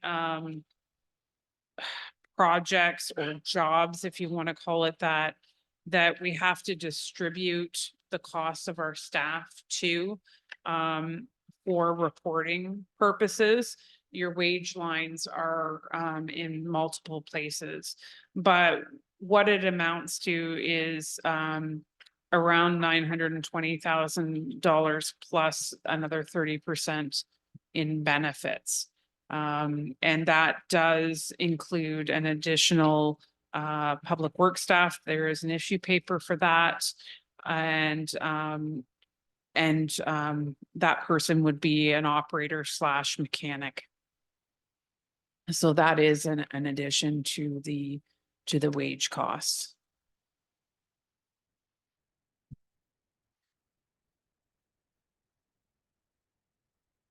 We've also added in an additional cost on the rail crossing maintenance expense line. It's about 35, 36 lines down. And it is for Wicklow Road. We are already aware that rail crossing will need to be upgraded, and we're aware that the costs can be quite significant due to one of the more recent railway crossings that we had an invoice for. So, Nicole? Yeah. Sorry, through you, Mayor, just a correction. The cost increase, future putting money away is for Station Road. Wicklow Road was already done, so just information. this there. isn't for reserves. This is This is for the one that was for, already this done is for, Okay. no, this is for 2024. to pay for the, Is that Wicklow Road was it crossing? Wicklow Road? yeah, Wicklow Road. Okay, crossing sorry, was I've done got in it backwards 23, then. You're right. And then 2024 is Station Roads to be repaired. I'm gonna just put it in here.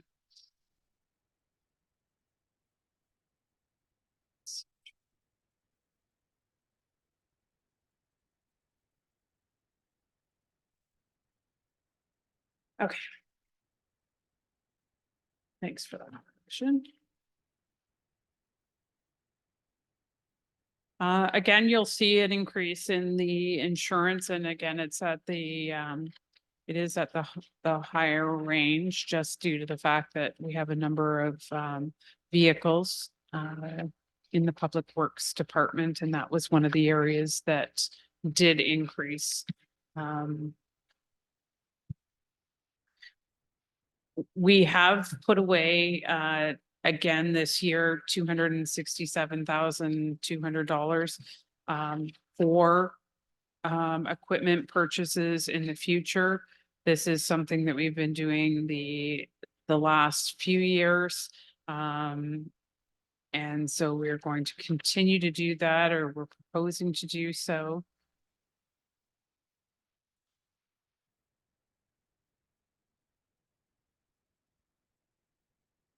You will note that in the expense lines for plowing wages, sanding wages, snow removal. One thing that we're looking to do in 2024, because of the way our payroll system works, what was happening when we paid overtime, it was all going through like an administrative account. So it would go there when a staff member would work overtime. And then when they would pull out of their banked hours, it would come back out of that account. We have found a way to ensure that we are allocating those wages directly to our winter maintenance costs, like plowing, sanding, and snow removal. So what I have done is this year allocated the additional overtime into those lines rather than leaving it up under the administrative costs where it was hitting before. So that's why you see the increased lines there. It's not that we're planning on increasing the cost, but I think in past, we were probably not accurately reflecting the amount of time that was spent doing those jobs, just due to the fact of how our payroll system functions.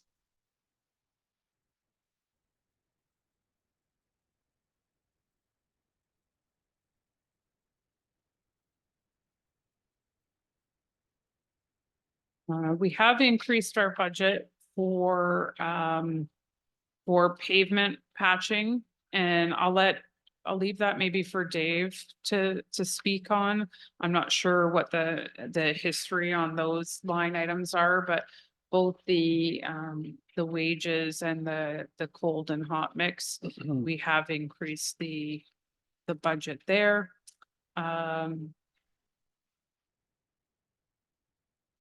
And then there's a few additional items in the, sorry, I already spoke about the procurement plan. So the other item was the Public Works building. And that's the one in Roseneath that we're looking to do some upgrades there to meet health and safety concerns. So you will see that as well in this budget. And we're budgeting for road projects this year at $750,000. I'll let Dave talk to you about what the plan is there. You will see that in 2023, we did go over our planned budget. However, this year we're planning to spend that $750,000. So the levy impact for this budget is 2.19%. And year over year, it's just under a 5% increase. So you're looking at an increase in dollars of just under $163,000. I'll let Dave take that one over. Thanks, Nicole. Through you, Mayor Logo. So the overall perspective of the roads budget through communicating with staff, there was a few areas that we felt, mostly with respect to health and safety, that things needed to be taken care of. The reason for the addition of a mechanic / operator is because our current mechanic is mostly working alone with jacking vehicles, raising vehicles, needing assistance to lift heavy pieces of equipment. All of those reasons are why our mechanic really should not be working alone. And so the identification of that was to add that staff member was for that.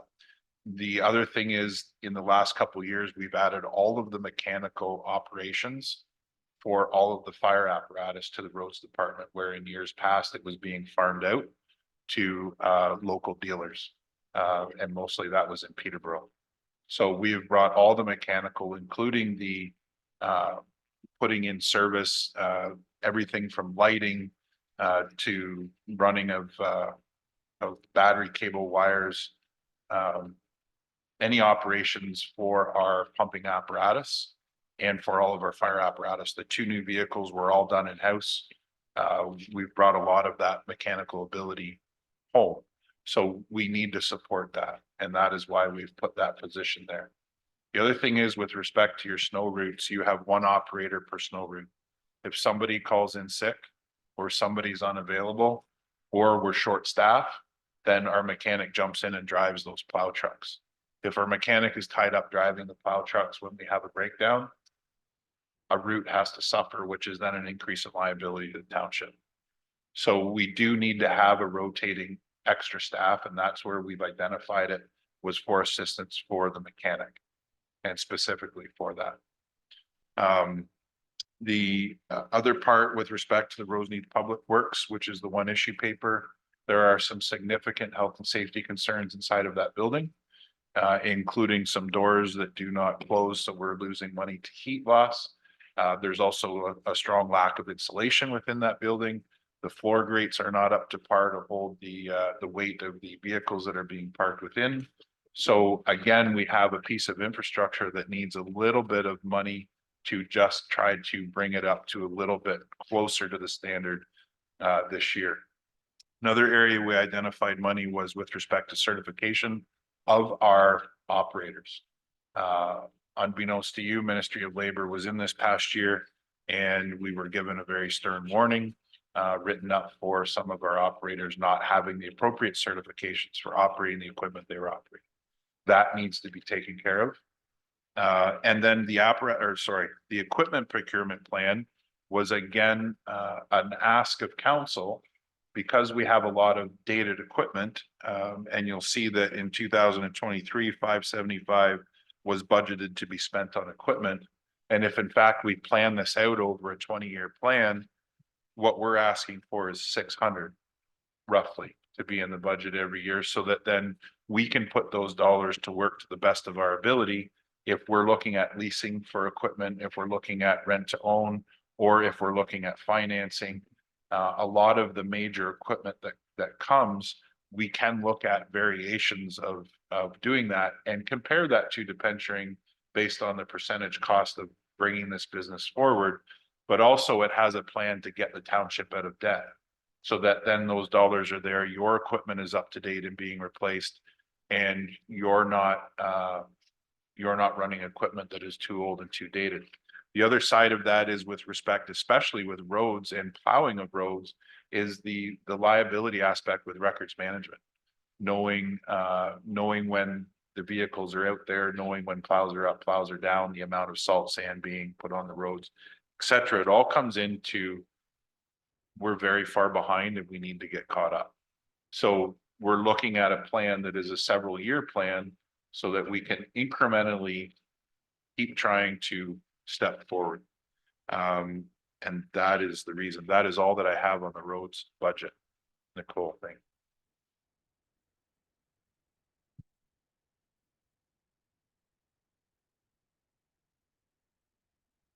you.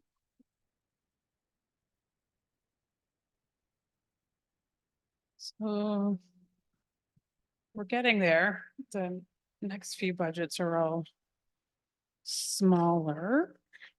So the next one is the Heritage. And this was provided from the Heritage Committee. And I would like to just add that if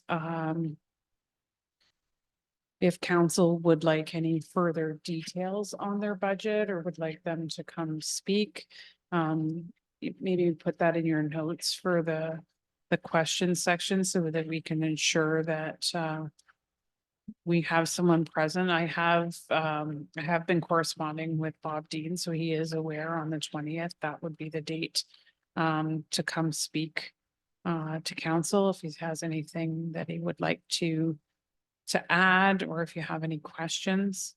One thing I would like to note that is something new and we wanted to ensure was in here was the 200 200-year anniversary for the Wicklow church.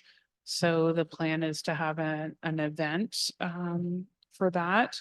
So two things in this budget. The Heritage Committee has agreed to pull some funds from reserves, leaving some funds within the budget. So that was really the big thing that I think they wanted to ensure that things such as, you know, landscaping and things like that would be looked after through our parks and rec budget. And they did give us some budgeted amounts of what that would entail. So again, if you have further questions or would like to know a little bit more about that, I think on the 20th, if you'd like, we can have Bob Dean come and speak on behalf of the Heritage Committee. Okay. So the next budget is the Police Services Board.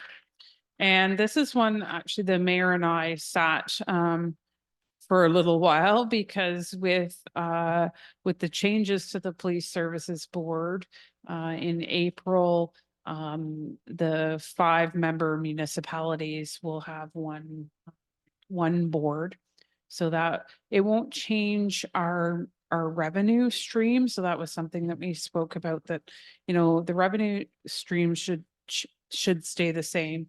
It just changes the format of the expenses being incurred.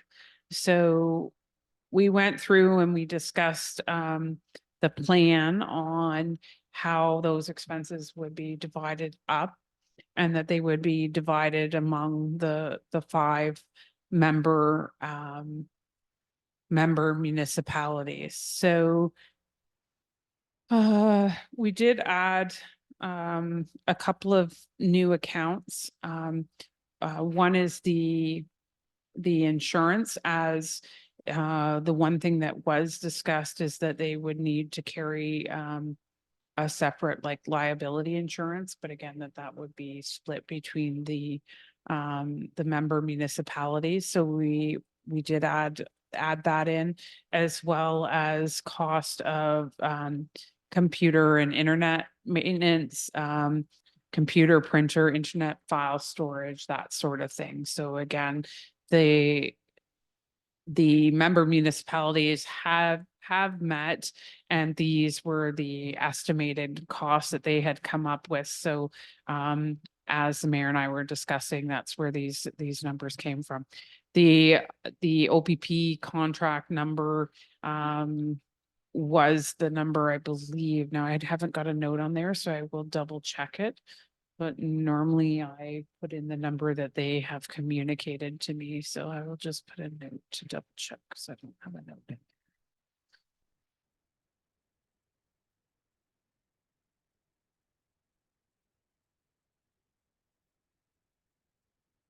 But overall, the expectation is it will actually be a decrease to the levy. I mean, it's not a huge difference because there's still costs to be had. They're just split 5 ways, but the expectation is that it will be less cost to the municipality than it was by having our own separate police services board.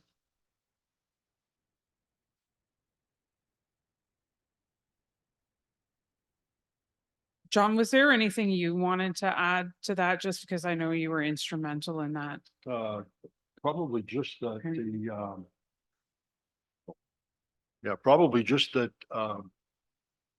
we've got it listed under honorariums, and a lot of it is for the secretary treasurer. Mhm. That is not split between the five. That is based on percentage of population. Right. So we will pay roughly 20%, I believe, whereas Trent Hills is paying probably 40%. Mhm. Oh, I wondered about that. Yeah, and the logic behind a lot of it is because some other municipalities have more bigger centers where they perhaps have more trouble. Get more calls. We will be, but we will be paying for our one board member that's selected by in this case, myself, plus one of the other members. For a total of 2 people.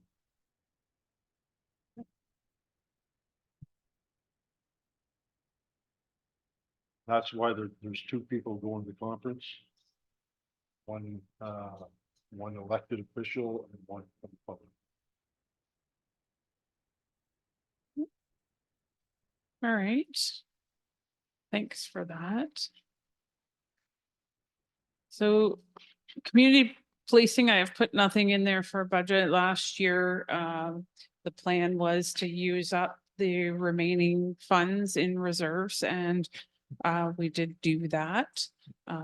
We did purchase a number of black cats, I believe, and speed signs with trailers. So that has been used up. The library budget, I'm not going to say a whole lot here, and for a couple of reasons. One, the library board will be present on February the 20th. Secondly, at the time of printing this budget, they had not brought the budget forward for approval by the board. So this truly was really discussion between a couple of board members, myself and the library CEO. I can tell you that in those discussions, the expectation is that the benefit line will decrease. There was a miscalculation in that line. As well, I know they've revised a few other lines within the budget. The other thing is that on here, when we first went to print, the township expenses is showing at 29,000. We put in the same budget as the prior year. I had come back to the library board with an amount of over $40,000 based on the actual 2023 expenses. And the main reason for that is why it's higher. There's a number of things maintenance wise on the different community centers that cost money. But as well, there was an increase in our HR expenses. So we didn't until November of 2022 create the position of HR and payroll coordinator. So historically, the library was paying 13% of any HR costs that we incurred. So in 2022, there was only 2 months of that. In 2023, we had 12 months. So there's been some question around that. So I have since gone back and looked at, did that 13% still make sense now that we brought HR in-house versus in past when it was being outsourced? And based on the number of staff in the library versus the staff in the municipality, I have given that back for review by the board. I'm proposing that we decrease that to 7%, and which would lessen the impact. So I have advised the library board that by February 13th, when we are looking to publish the agenda for the February 20th meeting, that we would need an approved budget back from them so that you can have it. But right now, a number of these things are pretty close. There's just a couple of these lines that I think will definitely be adjusted. And I know there's a couple things that they, after they did meet last week, and there are a few items that they want to adjust. Now, I don't know if Counselor Booth would like to add anything to that, but I think really the important thing is that this draft has not been approved by the board at this point.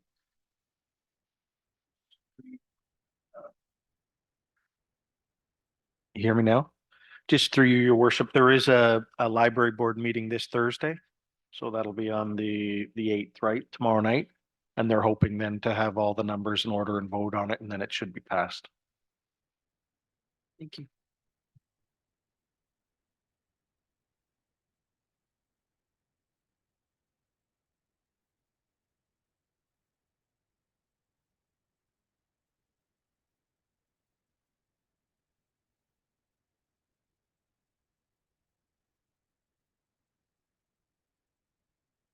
So the next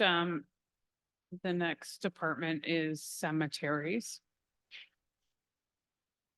Really, this is a very, very small budget. We are actually showing a decrease in the impact to the levy. I have gone through and reviewed past actuals, as well as having discussions with Diane Nichols, who is our she basically coordinates all of our cemetery sales, does all the administration on our cemeteries at present, and documents all of that. So really, for myself, I do annual reporting and touch base with Diane on this. So we did discuss it, and we feel that this budget is, as accurate as it can be.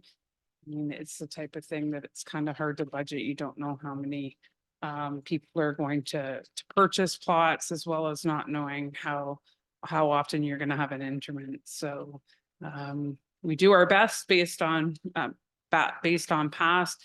I can only note that Centenary, I think I'm saying that correctly, and I believe Macklin are our two busiest, with Centenary being the one that seems to be the busiest for us. I don't want to take too much time going back to stuff again, but this one here could be probably handled fairly quickly. My question is, how much do we have a lot of reserves in there? Because this one, it used to be that we never had enough money to pay for the repairs that had to be done. So I'm really surprised to hear that we're actually don't need as much money. For cemeteries? Yes. So we do, there's a care and maintenance fund that goes into trust, basically, for the cemeteries. But then as well, we do have some reserves. They're very limited, I believe. And we did have an increased cost. I believe it was at Macklin that we had someone drive through the fence there last year, or the year before. It was a big expense in 2022. And it was Macklin, so maybe perhaps that's it. Yeah, and apparently from speaking to our public works manager, it would not be the first time that happened. So unfortunately, those are costs that do get incurred. I'm just looking, Mayor Logal, right now we have just over $23,000 in reserves for cemeteries. Interestingly, I'm just looking at this now. I'm not sure why there's a negative amount there, like we should never be going into negative in a reserve, so I mean, that something's gone on in the past there. Mayor Logal, I just wonder through you, when we had these cemeteries, the perpetual care, is that what you're calling reserves? Did all the perpetual care come in? Because I know we took over a couple of cemeteries, and I wonder if the perpetual care came from the churches, for lack of a different word, if it came down to the municipality. Yeah, so anything they had, they would have turned that over to the municipality at the time that From the the municipal, perpetual care, like in Yeah. Toronto. yeah, the care Okay, good. maintenance.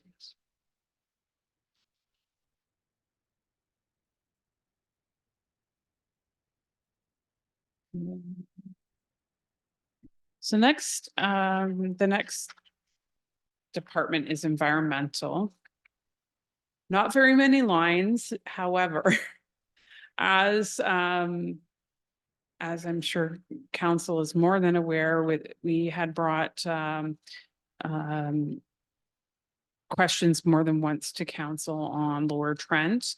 And that went from being a 19% increase to a 13.3% levy increase from Lower Trent Conservation, a 3% increase for Ganaraska. Source water protection have added in 5% to the actuals for 2023 to come up with the 2024 number.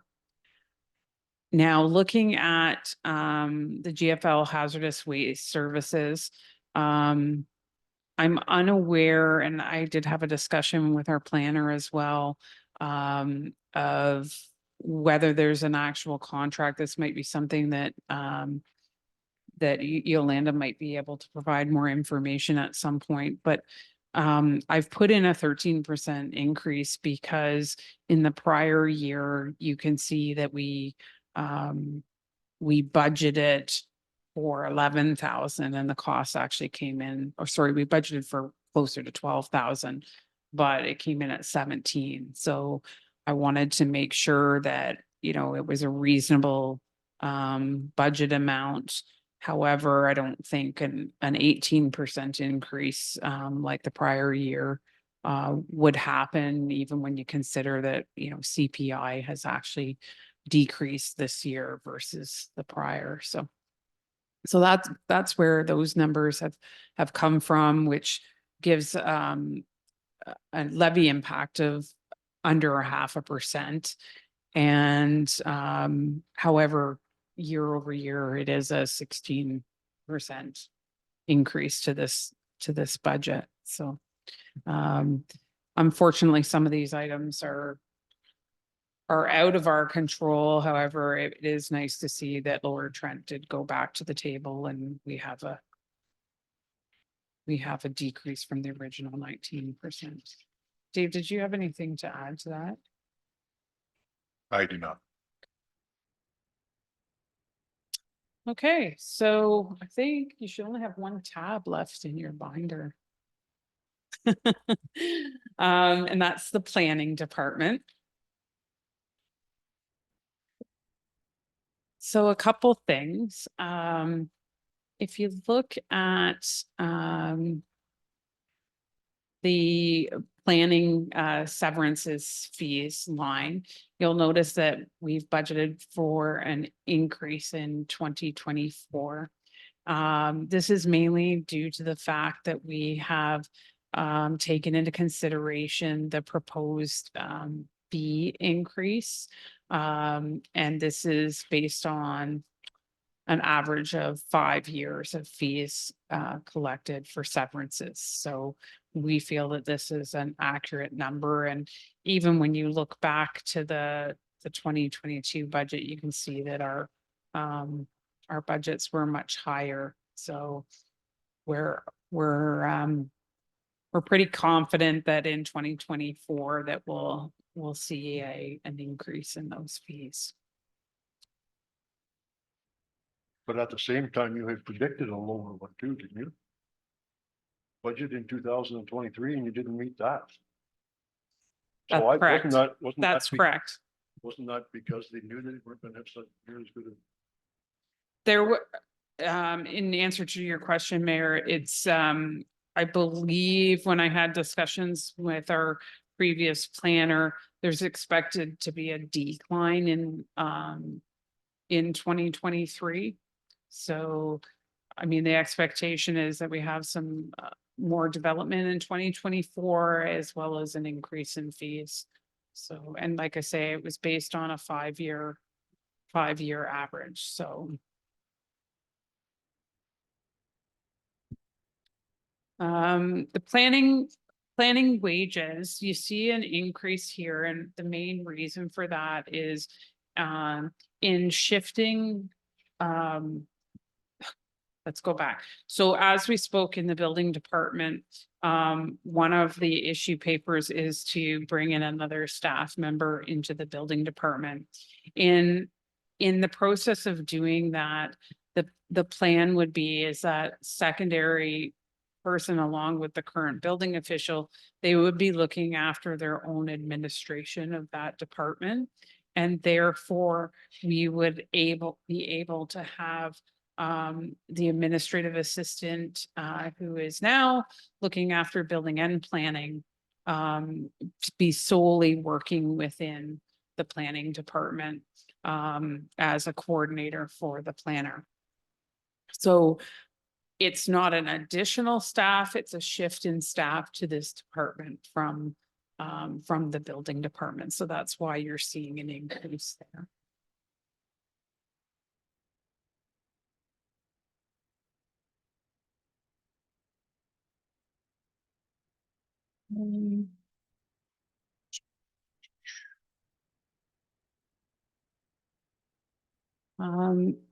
Another thing that I wanted to note is that we are planning to put additional funds away into reserves for the OP update. Last year, we put away $7,500 and we also received council approval to shift funds that were in planning for other purposes over to the OP update. Now that update can't be done until the county does theirs. So our hands are a little bit tied. We're hoping that with putting some money away this year, that we'll have the funds in the next year. It is possible that the county would get their update done in 2024. However, we're planning that we would have at least one more year to put further funds into those reserves. There's currently at the end of 2023, there was just under 55,000 in there. So I believe we had hoped to have around $75,000 to cover the OP update. So worst case scenario, there's another $10,000 that would have to be expended, and we would have to come back to council if that were to be done in 2024. But that's not our expectation. I think we also had an issue paper for the planning department, so you would have all the details of that as well. And I think that was actually for the OP update. Yes, it was. Okay. So I don't think there's any further details there that I need to hone in on. Dave, is there anything within the planning department that you wanted to speak to? Yep, thank you, Nicole, through you, Mayor Logo. So in support of the planning department, our senior planner, Tracy, has identified to me on numerous occasions how much work there is to do in our planning department. And you have to consider that we have 4,800 customers, not just for the planning department, but with respect to the township in its entirety. And any one of our departments has to be able to respond, call to action for customer service. And there is a lot of detail that goes into planning from what Tracy has been able to show me in a very short period of time and to what Alex knows as well. There's a lot of research. And we are part of a growing community. And whenever we have growth, we have a significant need for planning.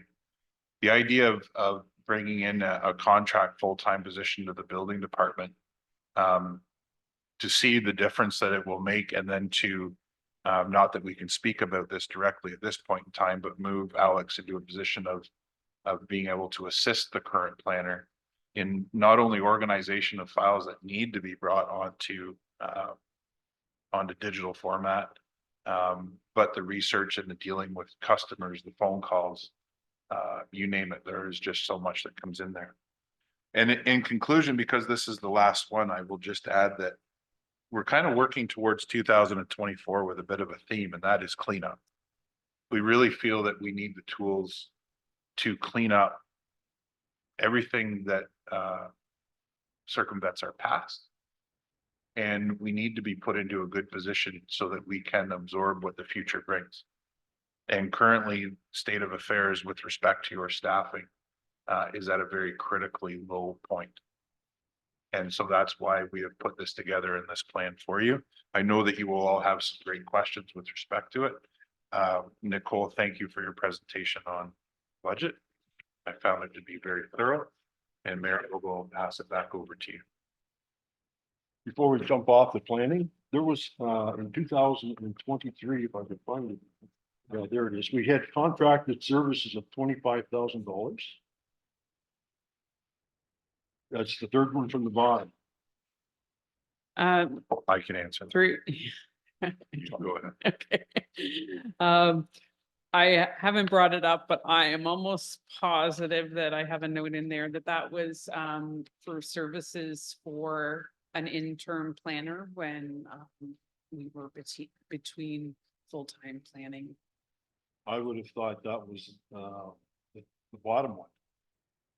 Sorry, which line are you looking at again? I'm looking at two different lines, planning contracted services and consulting fees.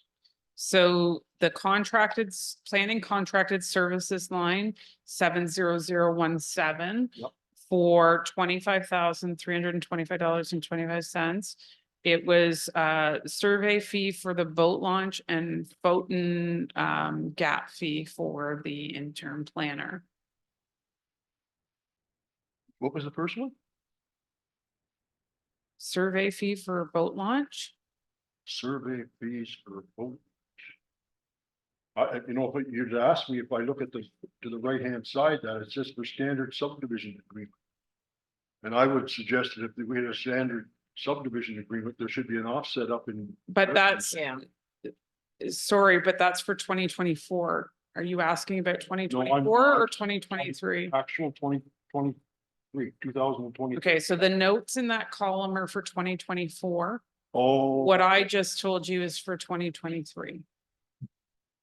So we did survey for the boat launch, is that what I'm Yes. hearing? Yes. What was the other part of it? The Fountain, who we had come in and they were our interim planner. Oh, okay. But that's different than the consulting fees in the bottom.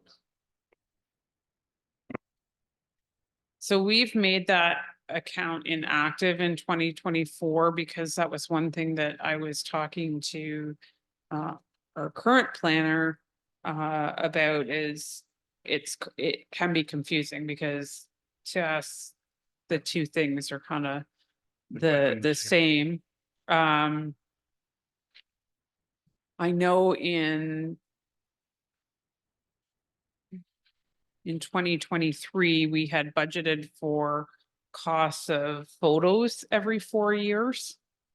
I think that's what that is, but I can look that up. That might have to be a question that I have to, if you want information on what that $8,400 is. I don't have notes in my $400. file. $8,416. Yeah. Okay, well, thank you very much for your presentation, both of us. Does anybody have, do you want to take 5 minutes? That would Yes. be great. We need a motion. Take a motion, Make a motion to what? Recess? recess for 10 minutes? maybe 10-minute break. Okay. We'll be back at, 3:10. 3:10, 3:12. I'll second the motion. Okay, all in favor? Carry. The mover and seconder.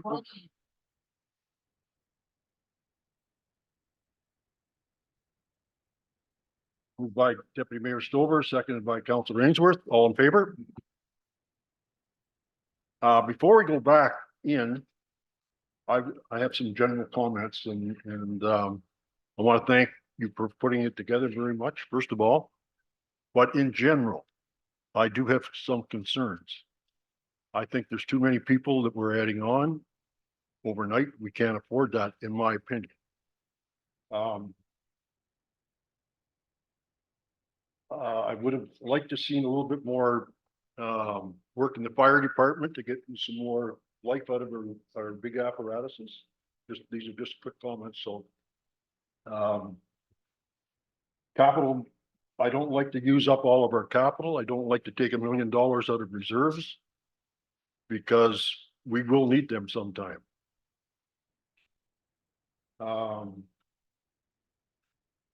I thought Dave, I thought with the one fire truck, we were going to repair the pump. Have we done that? You remember that? We discussed that? So the report that came back to council was that we're not gonna repair the pump, but the truck was gonna move to Station 3. Okay. And it's still good. We're still gonna use it for get the full life out of it? We're still gonna keep it. Yes, that was the report. Okay. I am concerned about the lack of spending in the public works, particularly the roads. This year we spent, according to the roads department, we spent $824,000, which I believe is understated, to do 17 kilometers of roads. And I have heard many times, and I'm going to go back to the public works and just get this confirmed. But if you're not doing a surface done within 5 years, the first time you put it on, you're not going to get nearly the life of the road. So to do 17 kilometers, I mean, that's a lot more than we used to do, but I'm concerned that if we aren't doing a lot more than that, we're never going to get it caught up. The other thing I'm concerned about, I don't think we considered anything yet for bridges. Bridges, we don't need to do it now, but when you're going to have to replace a bridge, you're going to look at $1 million to $2 million bucks. From what I've seen in the county. I do have an awful lot of specific questions too, but I'll refrain them for after. Anybody else like to make any comments? Deputy Mayor? Through your logo, you bring up a valid point, and I'm just wondering what the thought was in using the reserves as you are for this year, and how did you come up to that? How did you come up to that thought process? I think you're asking, how did we get to where we are on the spreadsheet, and how do we decide where? Yeah, how you decide through your mayor local to pull them out rather than add it on to the levy? So a couple of things. So normally, in the process of the budget, we do go through departments preparing their budget, but they don't necessarily know at that point how to fund it. I think they're going to forget to myself as the treasurer, and then I'll have a look at what they're asking for. And once I have all of the budgets in, start looking at what can we actually maintain or afford. So, in an effort to still maintain additions to capital assets this year, but meet some of the requests for staffing needs, and not put that back on the taxpayer based on their recommendation, in October for the 7%. That's how we're presenting stuff, how that decision comes to bear, because at some point you can't put that back on the taxpayer, so then it's looking to see what's in the reserve. As you'll see, there's a number of places that we are putting that money back into the reserve. Some of those decisions are made when we start looking at areas where we're lacking or for something that we want in the future. Sometimes it's just from historical things that we know that we put money into, things like a winter maintenance reserve, because they've all of a sudden you're going to have huge weather events and these guys are, you know, plowing. Like a year ago. We don't want that all of a sudden to break us. We'll make sure that that money is there and we can back and use those funds if necessary. So, I'm not an advocate for necessarily, you know, just creating our reserves, but I think we still have a healthy, reserve balance after what we're proposing for this year. What I expect every year to be happy on,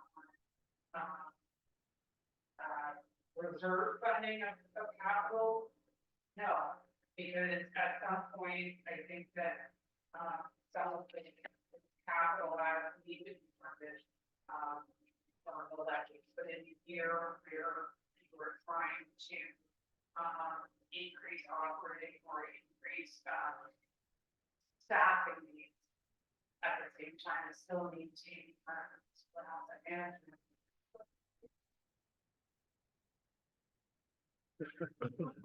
So no one online heard a word I said. Can you repeat that, please? Yolanda recorded me somewhere online. Anyway. So absolutely, like I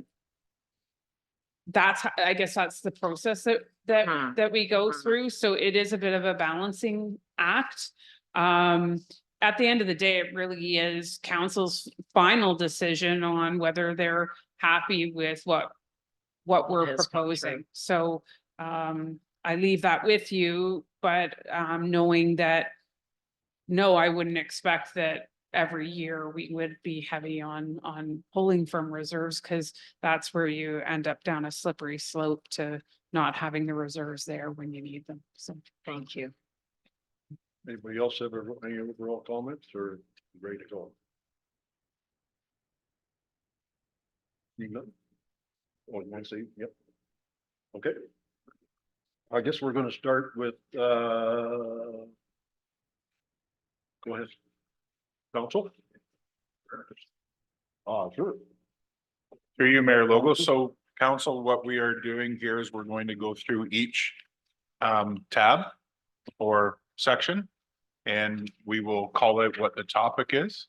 And then Mayor Logo, I will turn it to you and you can ask your questions. Okay, so we're going to look at the council budget and any questions pertaining to that, Mayor Logo. Does anybody have any questions regarding any of the items on to do with council? Go ahead, Joan. Through you, Mayor Lovell, I remember bringing it up at one of our meetings in the last little while about a benefit of counseling for council. And that was to come back from, Aaron was looking at that to see what the cost of that benefit would be for mental health counseling, should that arise. So I didn't see that it was anywhere in here. Okay. So that would be my one. Thank you. Mike? Through your Mayor Lobo, a couple things. subscriptions, $5,000 for the council, and I don't know why this stuff can't be done online somewhere. I'm not exactly sure, me personally, what I received for prescriptions last year to say that $5,000 is worth of money. And the other thing that I would like to ask is the What line is that? 747. And the other thing, it says, in the notes on the side, it says, let's talk, website. Can someone explain that for us? Maybe that'll cover it. That's part of, okay. Anybody want to talk to that? I can, Mayor Logo. The Let's Talk website is for us to create the surveys that we can send out to our residents. The question has been raised between Jennifer Steen and I. This is a tool that has been used in the past. But the question has been, do we need to pay this to be able to do surveys? So it is something that can be looked at and is being looked at. And that's with, like you say, with the new website, you're gonna get up and running? So the new website, much like our other websites don't usually do surveys. You would use something else, and other communities have gone to like SurveyMonkey, et cetera, which are far cheaper. But we are under current contract. This was done by previous. And it is something that we're looking at with respect to efficiency. Okay, good. So then the subscriptions and memberships, like in general, through the whole budget, each department has this, and I think it probably tallies up to somewhere around $28,000 a year for us. Can that not be all done online? Or if people want to look up something, can they not search it?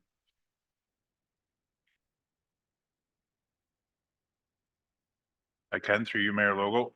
Councillor, we can look at this through the operations of each department. But that would be an operational conversation. Respecting that the municipality, like many other municipalities, have had many subscriptions and whatnot, and it really all depends on what exactly they are for. But to answer your question, we would have to dive into each individual line item with respect to each department. Overall, we could take it back to the senior managers to look at this, as this is a will of council. With respect to the entire budget, we would also look at what is the significance of the subscriptions.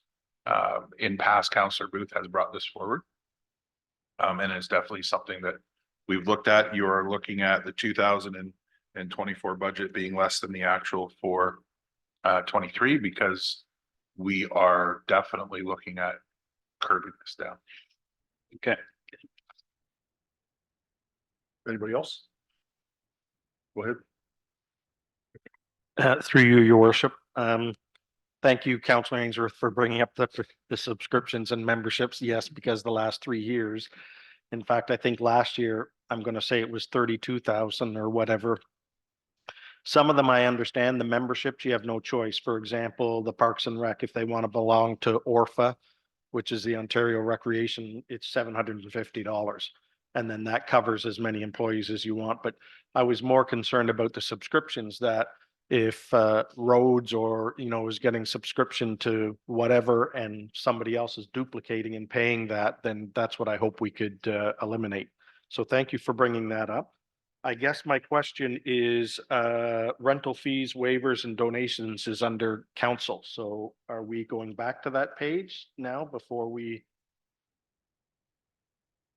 Since the expense is under council, because I've got some concerns that we're going from $16,000 to $26,000.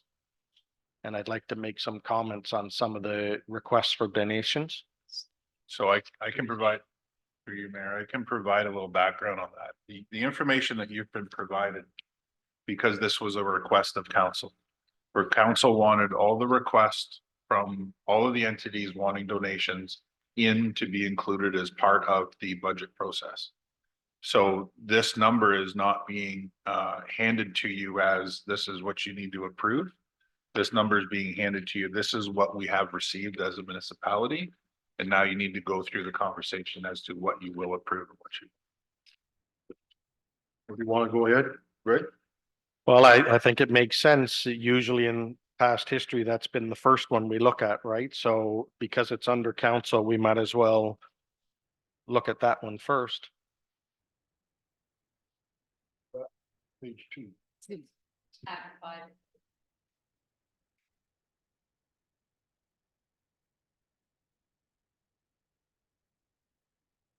Are you okay with Greg starting? I am confused about what we are doing. I've got an agenda in front of me that said we were going to get a budget overview. Are we in the end discussion part, or are we going to start going through what is on the agenda in front of us? Well, I was that's why I kind of kicked it off, said, here's my thoughts. Quick thoughts, but I'd say now we are going actually in each department. This ties to what he was just asking, because it is here on the agenda that we would be looking at those after we look at the issue papers. I thought the issue papers were all part of all part of each department. So that's actually what we're doing right now, I would say, Mary Catherine. We're actually looking at the issue papers that were, I'm gonna call them issue papers. The applications that were put in by the people on donations. I understand that. I just don't understand our order of attack here. Let me, through you, Mayor Logo. So to explain this, we are in the discussion part. The issue papers and all the items in blue are your reference material with respect to the budget. They're there for you to reference. We're not going to go in and discuss every single one. They're to reference if it comes up in question. But with respect to the budget overview, the presentation was given. Now we're in the discussion aspect where you have questions for discussion based on the items that have brought forward to you under each tab with respect to each department. And then all of that other information there is for your reference. Okay. Go ahead, Greg. Okay, so if we're to the donations page, I guess just a couple of comments, and I'm not sure whether Nicole, you could answer them or maybe some people that sit on them. The first one being the Northumberland Hills Hospital physician recruitment. We discussed this last year, if you remember, and there was a vote taken and we decided that we would stick with them for another year. The request amount that they're asking for this year is a 64% increase. We used to be at $6,100. Now we're almost at $10,000. So as a counselor, I have a big issue with this. As I see the physician recruitment, that to me, and I'll say what I said last year, it's a provincial thing. And since moving to this community, I don't see in any of my time as a counselor that they've ever brought any doctors or even nurses or anything to our community. So I think it's time to start looking at this. The physicians recruitment basically is a fund that you're trying to entice doctors to come here. You're trying to bribe them to come here and replace people. And I don't think that's right, but that's my comment. And I guess my other one is the United Way, which is asking for $1,000. I have an issue with this. I always understood that the donations and commitment list was for homegrown things. You know what? We're talking about the Haldeman Apartments. We're talking about the 4-H Club, things like that. Not for large organizations like the United Way, which I have a big problem with personally because of the administration costs that they pay. So I think something like this, I wouldn't be in favor of giving the United Way any money. I would offer them that. I know in previous employers that we allowed the United Way to send out to employees if they wanted to make their own personal donation out of their paycheck or something, then I would be fine with that. And that's it. I'm just hoping that we can reduce this line. Okay, so I do sit on the physician recruitment, and it certainly was a hot issue last year. And it's certainly the items that we were raising within our council about this being a provincial responsibility has been discussed at length within the physician recruitment. And we passed a budget as such because when it came forward, we're like, well, we have to send something out to the municipalities. But in terms of what is hoped to be accomplished moving forward in this committee, there are going to be changes on that direction, and what those changes will be, well, we haven't had those meetings yet. But certainly, this issue, which has been a big issue, is a much bigger issue than it's ever been. Last year, there were 4 doctors that retired. 2 replacements were found. This year, we know of at least 6 retirements, and they have no lines on anyone coming. That's with an amazing person, paid employee, reaching out, building super strong relationships with Queens, which is going to pay off down the road because we do have some students that are working towards coming here. But in the short term, what was happening last year and what's been happening slowly is going to be exacerbated. In terms of looking at other things, because the bribing doctors game, we can't afford to play it. This 9,000 isn't going to bribe a doctor to come. So we're saying that's nothing, that's not the road forward. So there's been discussions about accreditation and advocating for making the accreditation process for foreign doctors much, much better. We've got Ukrainian doctors living within Northumberland County that can't practice. We have American trained doctors living in this community that can't practice. So that's a problem. We could fill all of those positions if these foreign doctors could in fact be accredited. So advocacy at the provincial level, advocacy to that piece there, also working more closely with the Ontario Health Team. And I don't know if any of you have ever visited CRAMI, where they directly provide space for a clinic there that is run by nurse practitioners. The next phase for the Ontario Health Team, if they were to be successful, is to try and do something similar up in Roseneath, but they're facing the same issues. Where do you find staff for these facilities? It's a huge issue. The argument on why people say it is at the municipal level, it is a standard of living.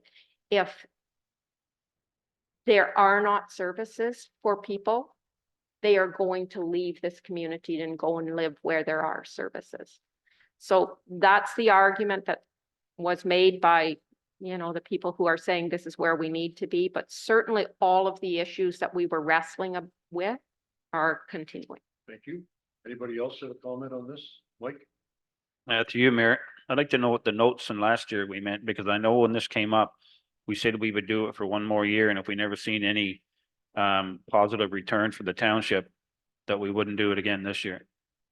I'd like to see what our notes were from last year. That's essentially. Yeah. Through you, Mayor Lobo, that's essentially it in a nutshell. But we have to provide a year notice to go out of this. So I was just wondering if we gave a year notice that we were coming out of it and then look at what comes forward at next budget time. If we see what we would like to see, can we rejoin it? Okay, my 2 cents. I agree that a 64% increase is pretty dramatic. We probably need that much money, but it is dramatic. I looked at, but that's over 8 years, I believe it was, until I lost my. Wow. Because there's been 7 years stuck at the same one. Mhm. I'm fortunate. I was one of the lucky people that got a new doctor last year. And I don't know what I'd be doing without him. Especially with my better half. So. What do you want to do?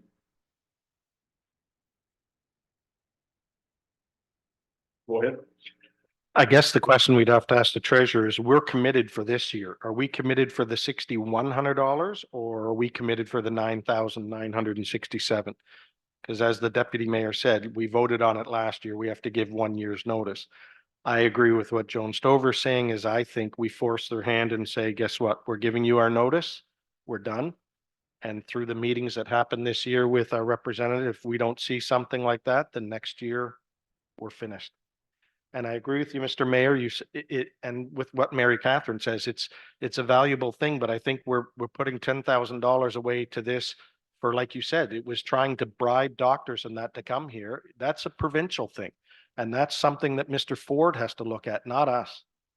So I think it's looking at like a double tax. You're paying for the provincial government to try and get doctors and that here, and now they're downloading that stuff to us too. My motion would be is that we give the 1 year notice as per our agreement that this would be our last year and next year we would be out of this. Seconder for that? Mike? Yeah. Any further discussion? Go ahead. Through you, Mayor, I think we should discuss whether it's what we were giving the increase or last year's rate. No.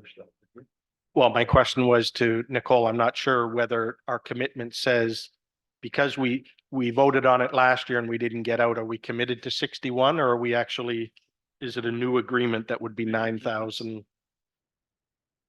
something? Through you, Mayor, to my knowledge, there's no signed agreement for the amount that they have applied for this year.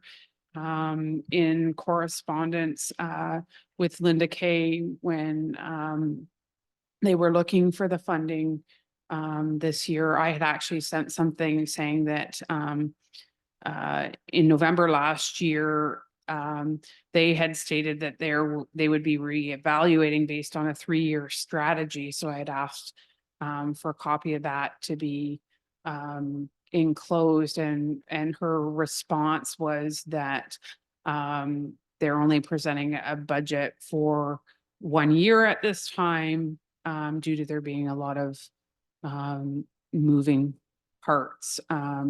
So they've gone through the same application process as everyone else because we're not in a 3-year contract.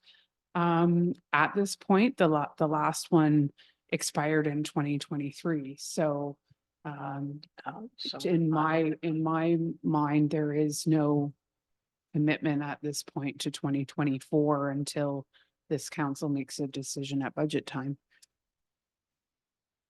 Catherine?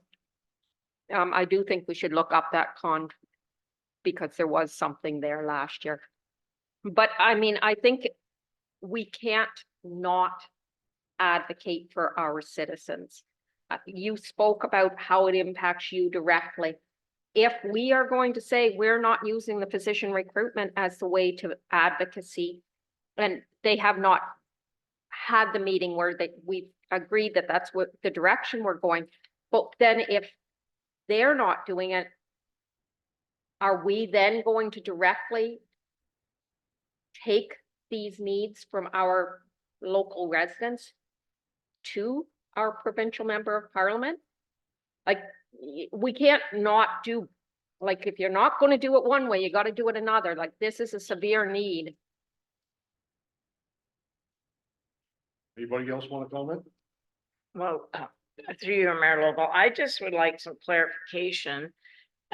So right now because last year we were in, as Councillor O'Neill said, she needs to look at that. They said that we had to give 12 months notice to withdraw. But Yes. if we gave them 12 months notice to withdraw, and then we see what we like with their strategies, can we join back in? That would be a question I would have. And you're going to amend your, So are you looking for, Joan, that maybe we get Nicole to confirm with that? Yeah. I mean, I would agree with that. I would like to say this is our notice. And hopefully if something down the line with Mary Catherine having meetings that they've changed it or done something really drastic, then we could say to them, listen, Revisit. council has rethought and fine, cancel our notice. Otherwise, I just don't want to commit because if we don't do it now, it's another year. Mhm.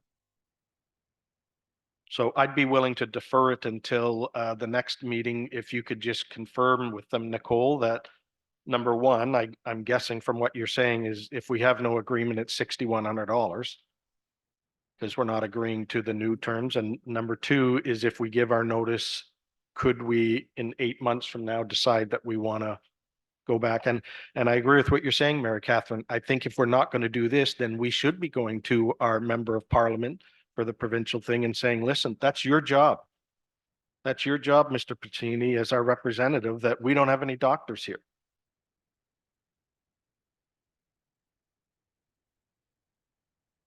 Well, we got a motion on the floor And it has been amended, I believe. to what? I think maybe it should, who seconded it? Was it Joan? So would you agree to defer, defer it, I guess, until Nicole comes back with the information? Exactly what, because like Mary Catherine said, and Joan, there is a contract. I know there is a contract. We saw it last year, right? Yeah. So if I could clarify, it's just to confirm the details of the agreement. And then you'll make a decision at that point. Yes. So are we deferring the decision then? I'm okay with that. There's no decision. There's no vote. No, No. we're retracting. All right? Yeah.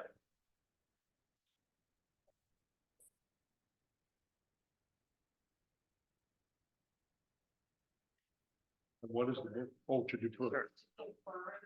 Yes, yes. Till we get more information. Yep, and we'll expect that information in less than a week, I guess, The 20th? February 20th. In favor of, all in favor of that? Opposed? None. Motion is carried. What was the second one we were talking about? Can we go through them in United. order? Pardon me? Can we just go through them in order? I'll start off with the Bridge Hospice then. $5,000 would be nice. However, my understanding is, the Campbellford Council, Trent Hills Council, give them $10,000, which is admirable and everything else, and I think that's great.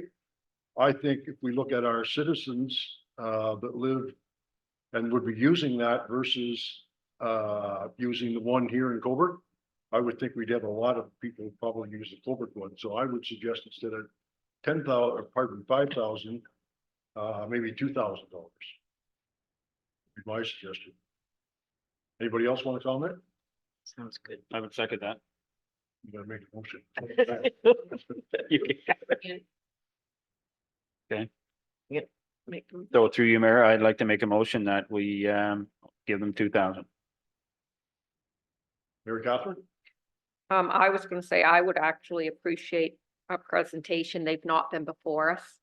And I'm unclear reading their documentation, whether this is a fundraising or something that's going to be ongoing, but certainly there are residents that would be their hospice, so it is something we should be supporting. I would like to make one more comment if I could. I met with them at their facility. You were gonna come with me, I think, too. But anyways, it was a pretty good presentation. It's interesting. It's a nice building. They were hoping that we would offer it to any resident, that if residents put in up to $2,000, I believe it was the 2,000, we would match that with the 2,000. But you can put that figure in whatever way you like. So that, we might want to consider that too. Mike? Would you want to consider that? Yeah, but I was actually, $2,000. pardon me? You want to give it $2,000?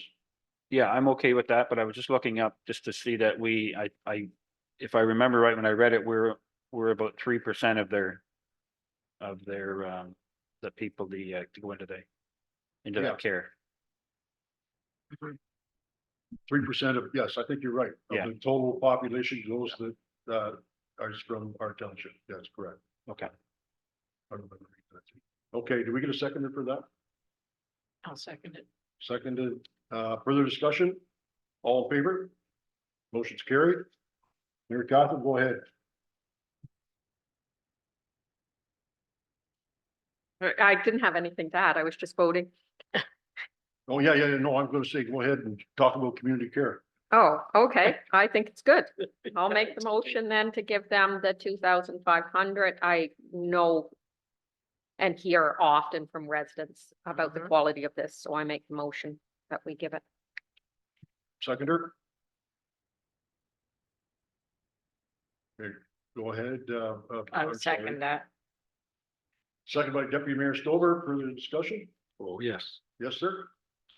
Community Care Northumberland, I did send an email to Nicole and she got back to me with the information. We already have an agreement with Hamilton Township and Crammy that we signed back the gas tax refund to Community Care. And can you tell me what is it, our value? You had put 75,000, I think you meant 7,500, was it? The gas tax when we sign I it think, I No. believe it's Through- 75,000 in total. Yeah, total? through you, Mayor, the gas tax contributes 75,000 in total. Okay, And then the other amounts I gave you were the other municipalities' contribution in addition to that. oh, so we'd be about 30,000 then. If you subtracted the 15 and the other one, I can't remember, but the point being, I agree with what you're saying, Mary Catherine, but we're signing that over to them. We're already, that's a $20,000 or $30,000 bite in the gas tax that we're giving them already. So, I think we should clarify, because I think, Nicole's got a different opinion. So my understanding through you, Mayor, is that the amounts that are given by the gas tax, I did manage this when I was working at Crammy Township. And they do base it partially based on other contributions. So they give a certain percentage, but then they will also match. So the amount that they give in gas tax actually does have some relation to what each municipality contributes. Is that 75,000, is that a portion of that due to the usage from our township? Absolutely it is. In fact, they did confirm to me that we actually have the majority of the users of this. And I can't remember what the numbers were that I gave Councillor Booth, but the other two municipalities are contributing a fair bit more than what we are at this time.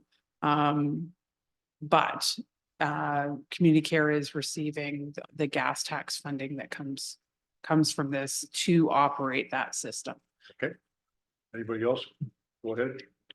Through you, Myrtle, I know that part, but Community Care Northumberland is many facets. And the transportation bus that travels around, that's only one.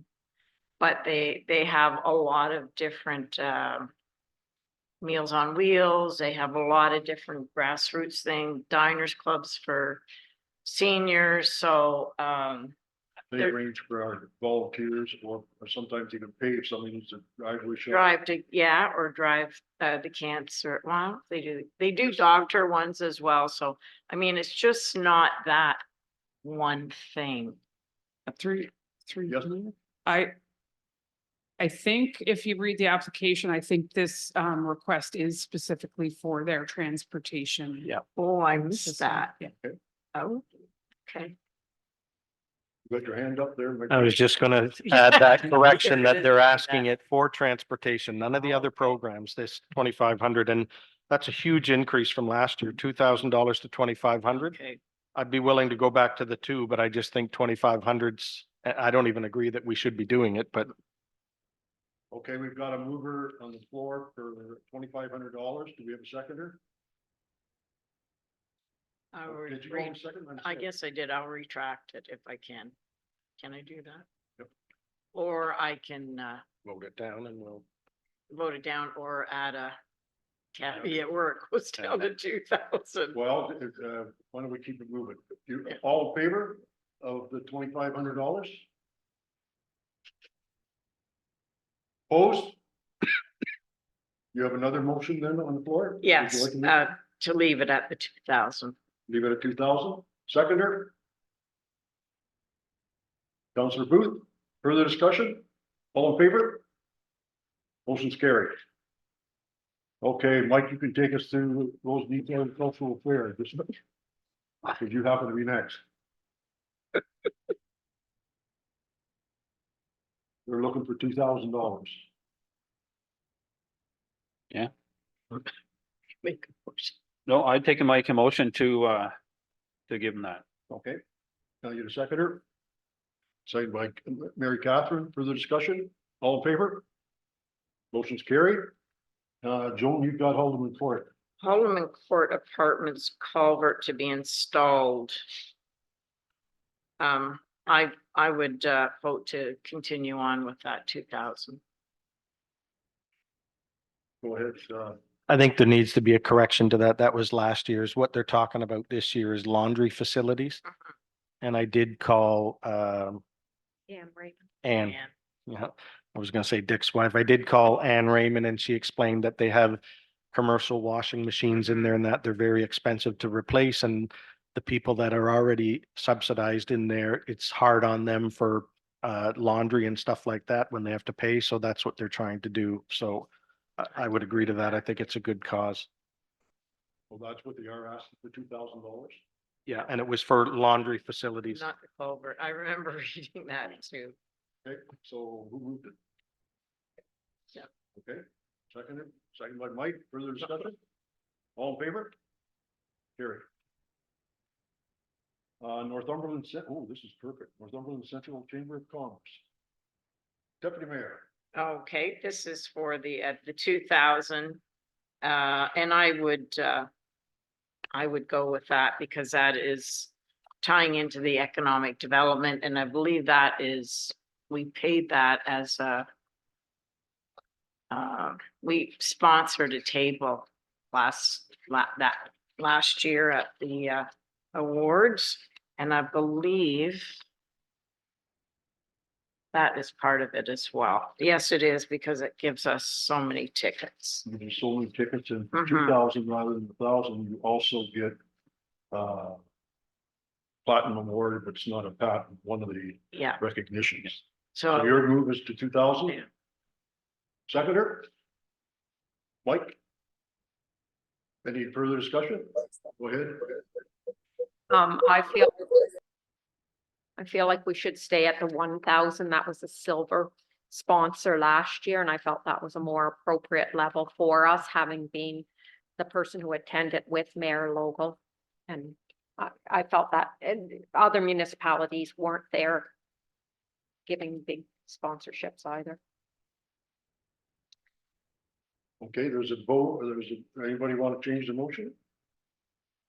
Motion on the floor for $2,000.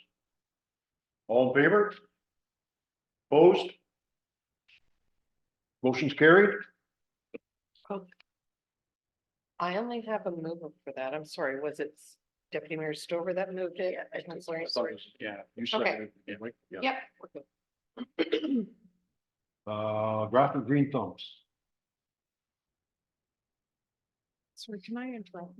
Mhm. Just to clarify, so that was passed at the 2,000? Yes. Oh, thank you. Grafton Horticultural Society Green Thumbs. My turn, or did you, okay, I say yes. So can somebody make a motion that will do that? I'll Moved make by the Mike, motion. seconded by Greg. Any further discussion? All in favor? Motion's carried. And we also have a recommendation from the staff, or not recommendation, but United Way Northumberland. Go ahead, Greg. Well, I think I expressed my feelings before. I personally myself, the United Way, I don't agree with it because of the high administration costs that I've seen stories before, but I would be willing to say to them, I know in the past employers, like I said, where the employer is willing to, not even sure, Nicole, how they do it, but I know there's a form or something that you could hand out to the employees if they want to make their own personal donation. So I guess my motion would be that United Way Northumberland 0 or rejected. Seconded by Mike. Yeah. Anybody else have any comments? Go ahead, Mary Catherine. I'm not as opposed to this as these fellows are. Anyway, I'm wondering if we could do an event where there was a staff fundraiser of some sort and we would match funds up to, $500 or something like that. It's not a new motion, it's just something to think about before we vote. Go ahead, Mike. To you, Mayor. So some of the factories that I've worked at have kind of done exactly what Mary Catherine has suggested, where they'll come in and, have a drinks and some snacks and stuff, and they'll have all the paperwork there ready for employees to fill out. So I'm sure they'll do that for us if we wanted to do that. Sounds like a good idea. What do you think? Greg? I think what Mary Catherine's saying is a matching donation. So if the town said they donate 500, if it was matched by the employees, is that not what you're saying? Yeah, if they donate more to United Way, bless their souls, but us as a council would donate up to 500. Yeah. Provided that they've had matching amounts. Is that a big job for you? I guess it's not really, as long as we know what they donated, and if they did come and do something, you really don't have to get involved, other than to sign the check. Right? Are you okay with that? No, that's not what the motion said. It's 0. Okay. We got a seconder? All in favor of 0? Motion's carried. Okay, I'm not gonna go through the other 4 or 5 unless someone wants to pull out one. Could I just ask the treasurer, then what are we sitting at then, Nicole? That one was 0. Got 11. Because I don't know whether you want to change the contingency fund because you did that just to round it off, so. Did you, okay, I can do.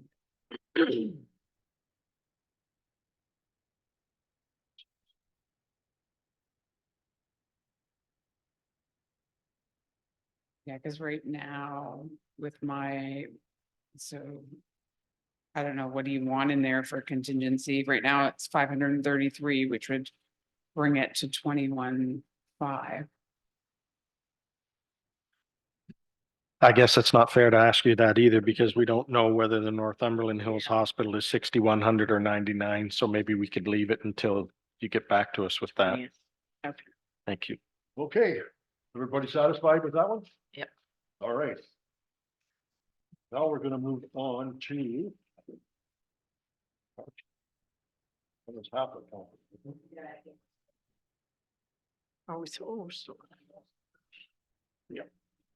That's tab 14. I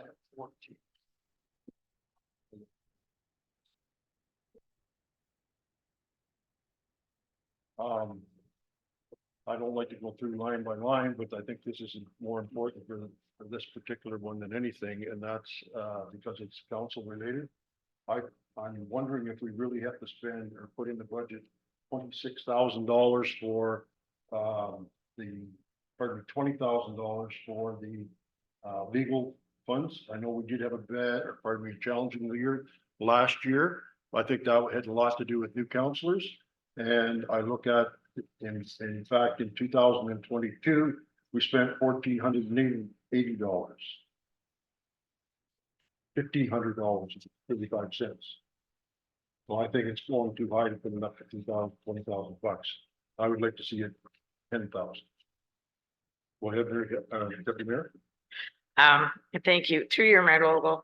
The council insurance, or no, the legal fees, I don't believe that had to do with council coming in, because weren't we dealing with events that were already there that we had to deal with? Go ahead. Through you, Mayor Lowell, Deputy Mayor, it 100% had to do with this council. And it was for items discussed in closed that we cannot discuss here. Oh, okay, all right, I was thinking of other things. To further to that. With what I've seen in the chair, I would caution council on taking it too low. You could bring it in at 10 if, with the contingency that if it did go over, that you were willing to pull it from reserves. To fund it, depending on what Nicole would have to say. But the reason that we have put that in there, much like everything else in this budget, is because we're trying to prepare the township for the future. Go ahead, Greg. Maybe, maybe looking at this instead of as high as 20, we could go to say 15, because I'm just looking in 2022, we budgeted 26,000. We only spent 1,500. In 2023, we budgeted 65 and it was double. So I believe what you're saying, Dave, is true. Maybe just a compromise would be $15,000, which would probably match pretty well what we did last year. That motion? Sure, I'll make it a motion, $15,000. Second. Mike seconded. Any further discussion? Go ahead. Through your Mayor Lobo, I still, my opinion would be to leave it at the 20. Okay, thank you. Go ahead, Mary Catherine. I also think that it's better to leave it at the 20 and have that in our head. I don't want us to hesitate to ask for legal advice when it is the wise thing to do. All in favor of the motion? Motion Oh. carried. Oh, What was the sorry. motion? 15,000. Go down to 15,000. Oh, sorry about that.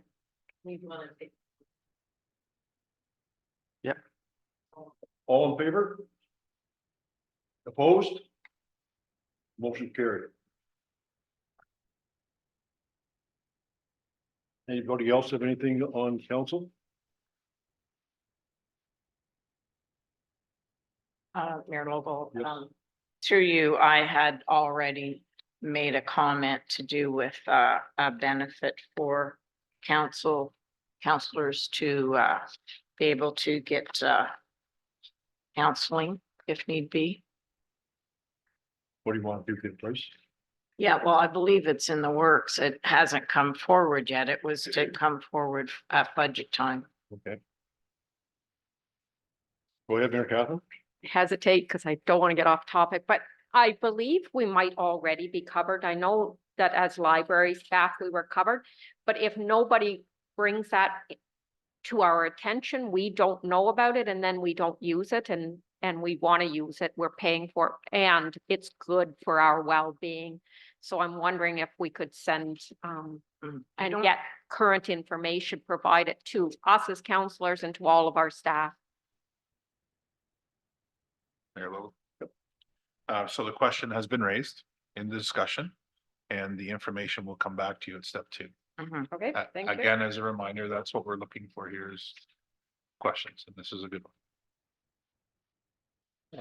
I have one left. I'm just curious about the reserves for the elections. See, we're putting in $8,500 in the budget. We did that last year. Will we be up to the $36,000 by 2026? Yes. That's my question to you. You're- Yes. Yes, we will. Yeah. Okay, good. Anybody else have any further questions? Go ahead, Mike. For you, Mayor, again, I'm gonna bring up the subscriptions and memberships. Can we deal with that for council right now? And then let staff bring us back a report on the other departments? I think it's noted already on this. I can comment on that. So since you've raised the question, we're going to bring you back what the breakdown is. We can't, not that you can't, I wouldn't advise that you deduct that number or do anything with that number till we provide you the information. Which you can do at step 2, once you have the information. Because it's tied up with the next talk.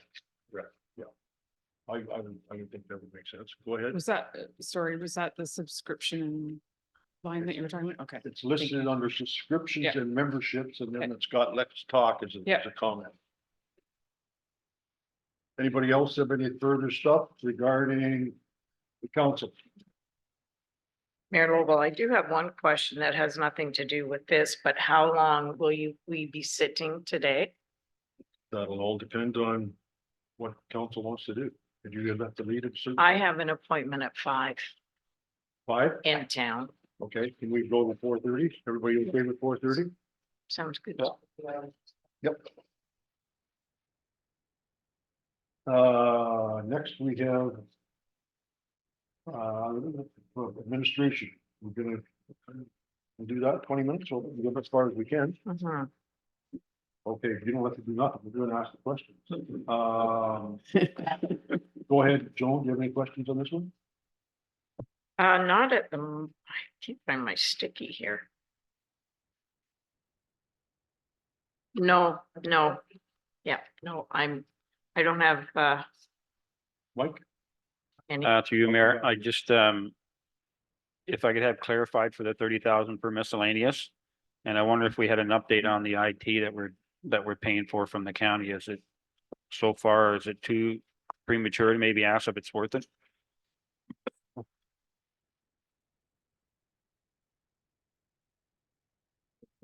We've entered into a 2-year agreement with a 1-year extension. And it would be too early. Yeah. So the agreement that was brought forward to council had the dollar values in it. And it has only been a couple months, so. Yeah, to really analyze where we're at, we're gonna need. Probably a year and a half down the road. Go ahead, Mayor Catherine. I have two questions here. Are there any IT things coming forward that are outside of that contract? And the other is, we're looking at a large increase with the deputy treasurer and HR. And it, just a little bit more depth to some of this and like what goals, what service improvements are we going to see with these? And is this a permanent move forward cost, because it is quite high? And I know that you mentioned in your conversation that grant writing and that could indeed become a revenue stream. So just fleshing out some of those details for me so I'm clear.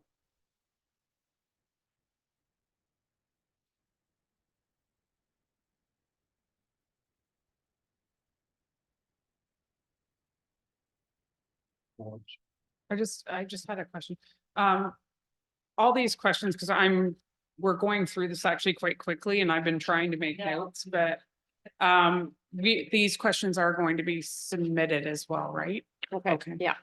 You have another one, Mary Catherine? No, they were the two, about the IT and the goals and service levels, just fleshing that out. I'll write that down now. Great. No, nothing at this time. I'm just looking them over, my notes. Yeah, a couple, the investment income was predicting 150. I'm just wondering if we have certificates that are due and we're reinvesting, or are we able to do that? So we do have some very small GIC investments that roll forward. Currently, we are not invested like in the one investment or anything like that. That is on my to-do list going forward, because I think there's further funds that we could be earning. The funds that are showing there for the most part are just the interest income on our bank account. So is that going to be answered? Or is that the answer? We can still That- take it, right? So, No, and I wanted. if you're satisfied with the answer, that's right here, that's okay. Well, But the if only you thing, want detail, we can. the only thing I would like to know, or that, this is a public meeting. If we ask the question, then in my opinion, the public should be entitled to that answer. In my opinion. So if we need more detail than was just provided, then we can do that for sure. Okay. My next question is regarding the sale of the land. We had 442,000 to come to council. What does that mean? We haven't made a decision on that where it's to go. Is that what I understand?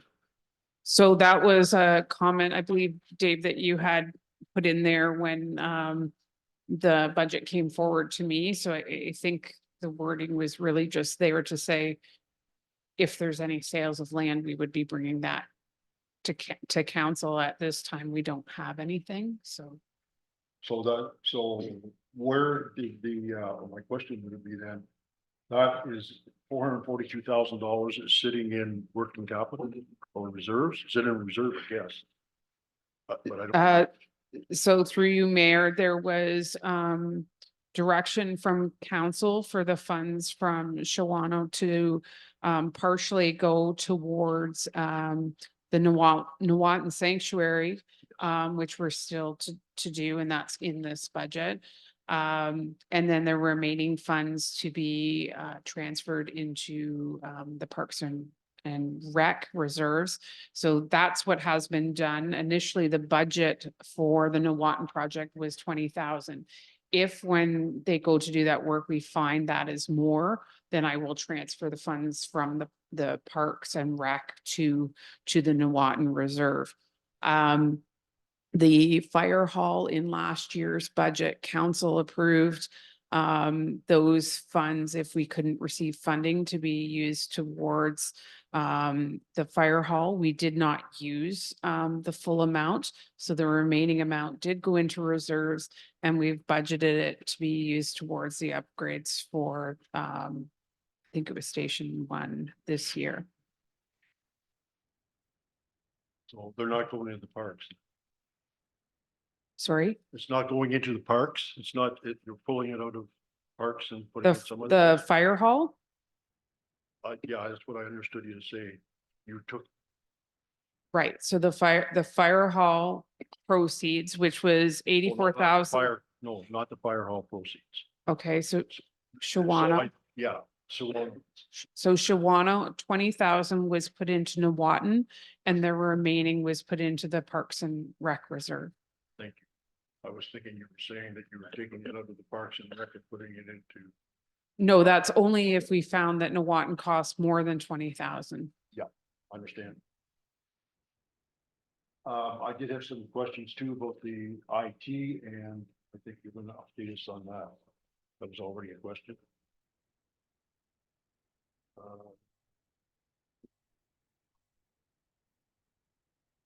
The licensing costs, or this is maybe it's in, we're adding a new maintenance cost for firewalls, viruses, and security licenses and maintenance costs, $33,000.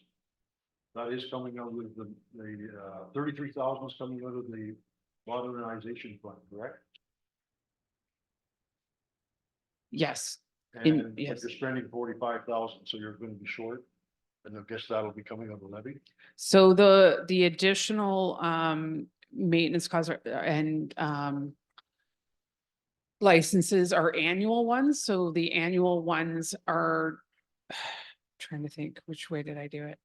So yes, there is an additional amount in there. Sorry, that's not what it is. So we originally had $12,000 for licenses and software that we already have. So in addition to that, there's another 33,000 that's coming out of modernization. So that's where the 45 comes from. Sorry. And are we going to have any left in that? The modernization fund, is it after we do this work, is we done? I haven't had a chance. Yes, if you look at the reserve listing, it's the second line on the reserve listing. That if we pass the budget as it is, there would still be $114,000 in the modernization fund.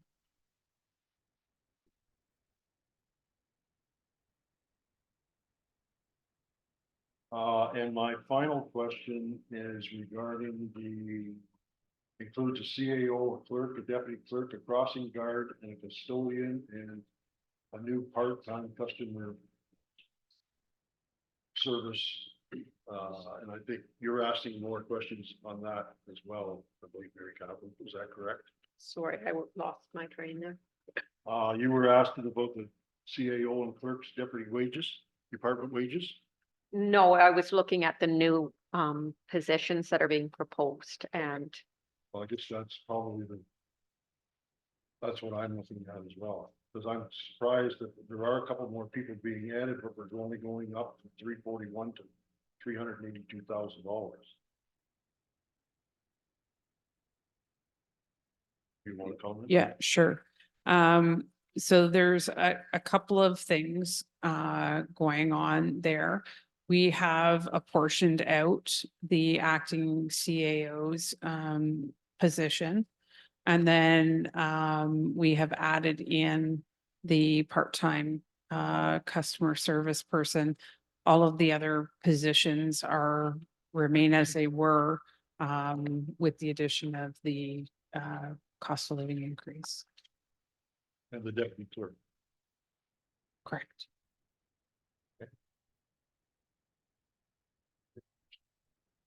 Have we got crossing guards now?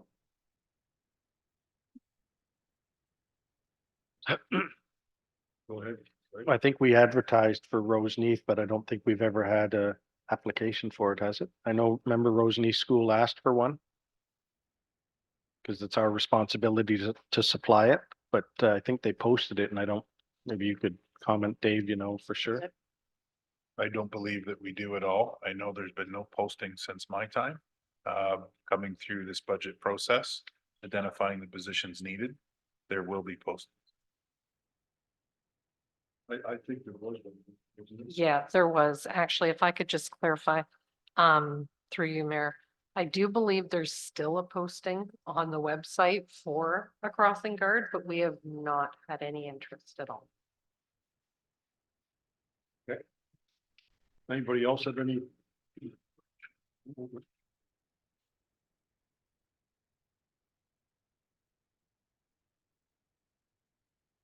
Yep. Do you have something?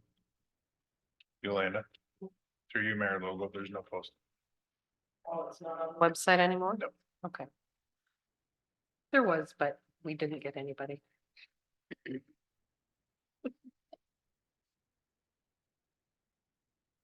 I guess my question was kind of related to what Mary Catherine was saying, and that is the position of the HR manager and what are the benefits going to be to having a full-time HR manager here. So if you can add that to your comments, I appreciate it. Anybody else have anything else? Yes, go ahead. Just maybe for clarification, Nicole, line 721 talks about caretaker costs through internal transfer. So is that Steve's, oh, sorry, shouldn't mention anybody's name, but is that the custodian that cleans here? Because then no. back down to the CAO and clerk's department wages, it talks about a custodian there too. No, that is the caretaker is the position that was in the building department that we are distributing out to the different departments. Okay.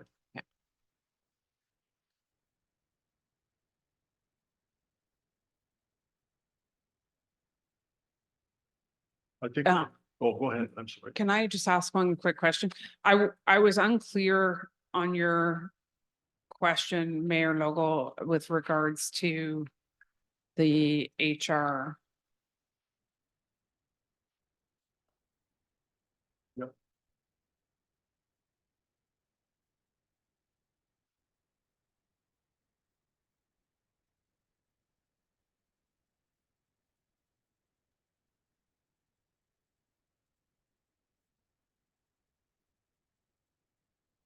Were you asking me something? Yes. Okay, what were you asking me? I was unclear with what your question was with regards to HR. Yes, that's I believe that's a new position or at that level it is. My question is, what are the benefits going to be and can we pay for that? So- It's a good thing. So in answer to your question, what I did this year is I moved all the HR costs to a separate department so that we could capture all the costs, including things like advertising and recruitment that were being captured within administration. So that is part of our HR manager's wage. And part of that is in the finance for the payroll portion. So does that clarify?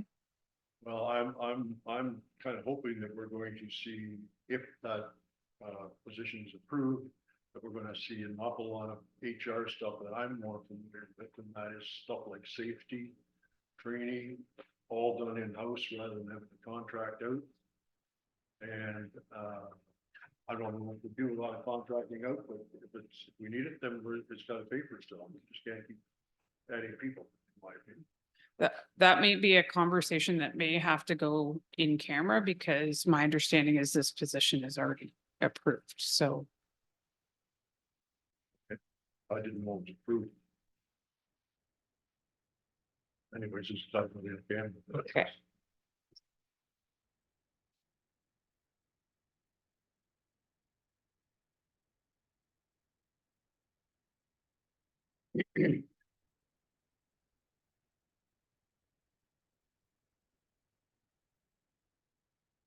I'm gonna call it a day because I don't know what's going unless somebody has some further questions for this particular group. Being none, when are we coming back? Oh, go ahead, Mike. Through you, Mayor, do you want to do the issue papers? Today? You only have 5 minutes. You got 5 minutes. Oh, okay. For what you talking about, the. Well, the, For the admin? yeah, O2 and O3 there, so, customer service rep part-time in the finance department, deputy minister, or deputy financer, right? Deputy treasurer. Okay, I would suggest that we start there. We're coming back tomorrow At 9? at 9 o'clock. Yeah. Let's start right there at 9 o'clock. You remember that? Well, okay. Go ahead. This is a question to staff. I made notes and questions from the earlier presentation. Do you want them all sent to you tonight, or only the ones related to council and men?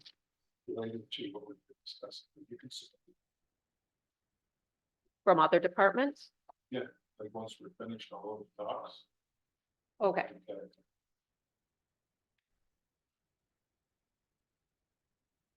I need a motion to, oh, I'm sorry. Before you do, I would also recommend that if we've already been able to answer the question and we've dealt with it, we really don't need you to send those ones. It's the ones that haven't been resolved and that you need more information. If we've answered your question, then rather than make your list any longer, then I would ask that just send the ones that have not been answered. Okay. Thank you. Are you happy with, well, how far we've moved along so far? Nick? I think that we're already ahead of what we accomplished in half a day last year, so it'll be nice to see where we end up tomorrow, and we still have Friday if we need it, but Okay. Oh, one other thing that I will mention, next week we have a committee meeting at 9:30, regular council party at 9:30. And I was called by one of the members of St. George's Church. They are having a Habitat for Habitat. Humanity. They're having a benefit lunch, so if we have a time and you want to go down there, we can take off for half an hour and contribute to Habitat for Humanity. And it's not a lunch, it's pancakes, so. pancakes and- Stroke Tuesday. Stroke Tuesday, yes, that's the focus of it. So if Next you want Tuesday. to put that in your calendar.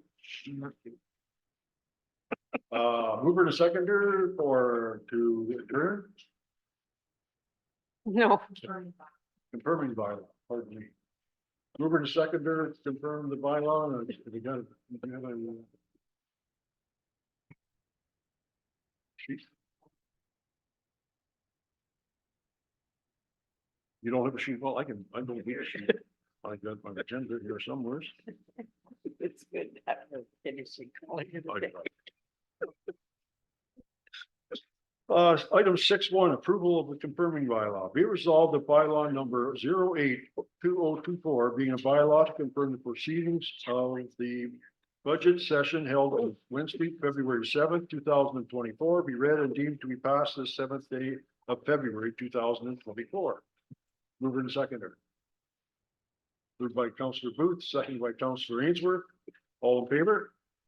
Motion's carried. And motion to adjourn. Be it resolved that the budget session of Wednesday, February 7th, 2024 be adjourned at 4:30 PM. Can I get a mover and a seconder for that? Moved by Deputy Mayor Stover and seconded by Councillor Ainsworth. All in favor? Motion's carried. Thank you, everyone. See you Thank bright and you. early.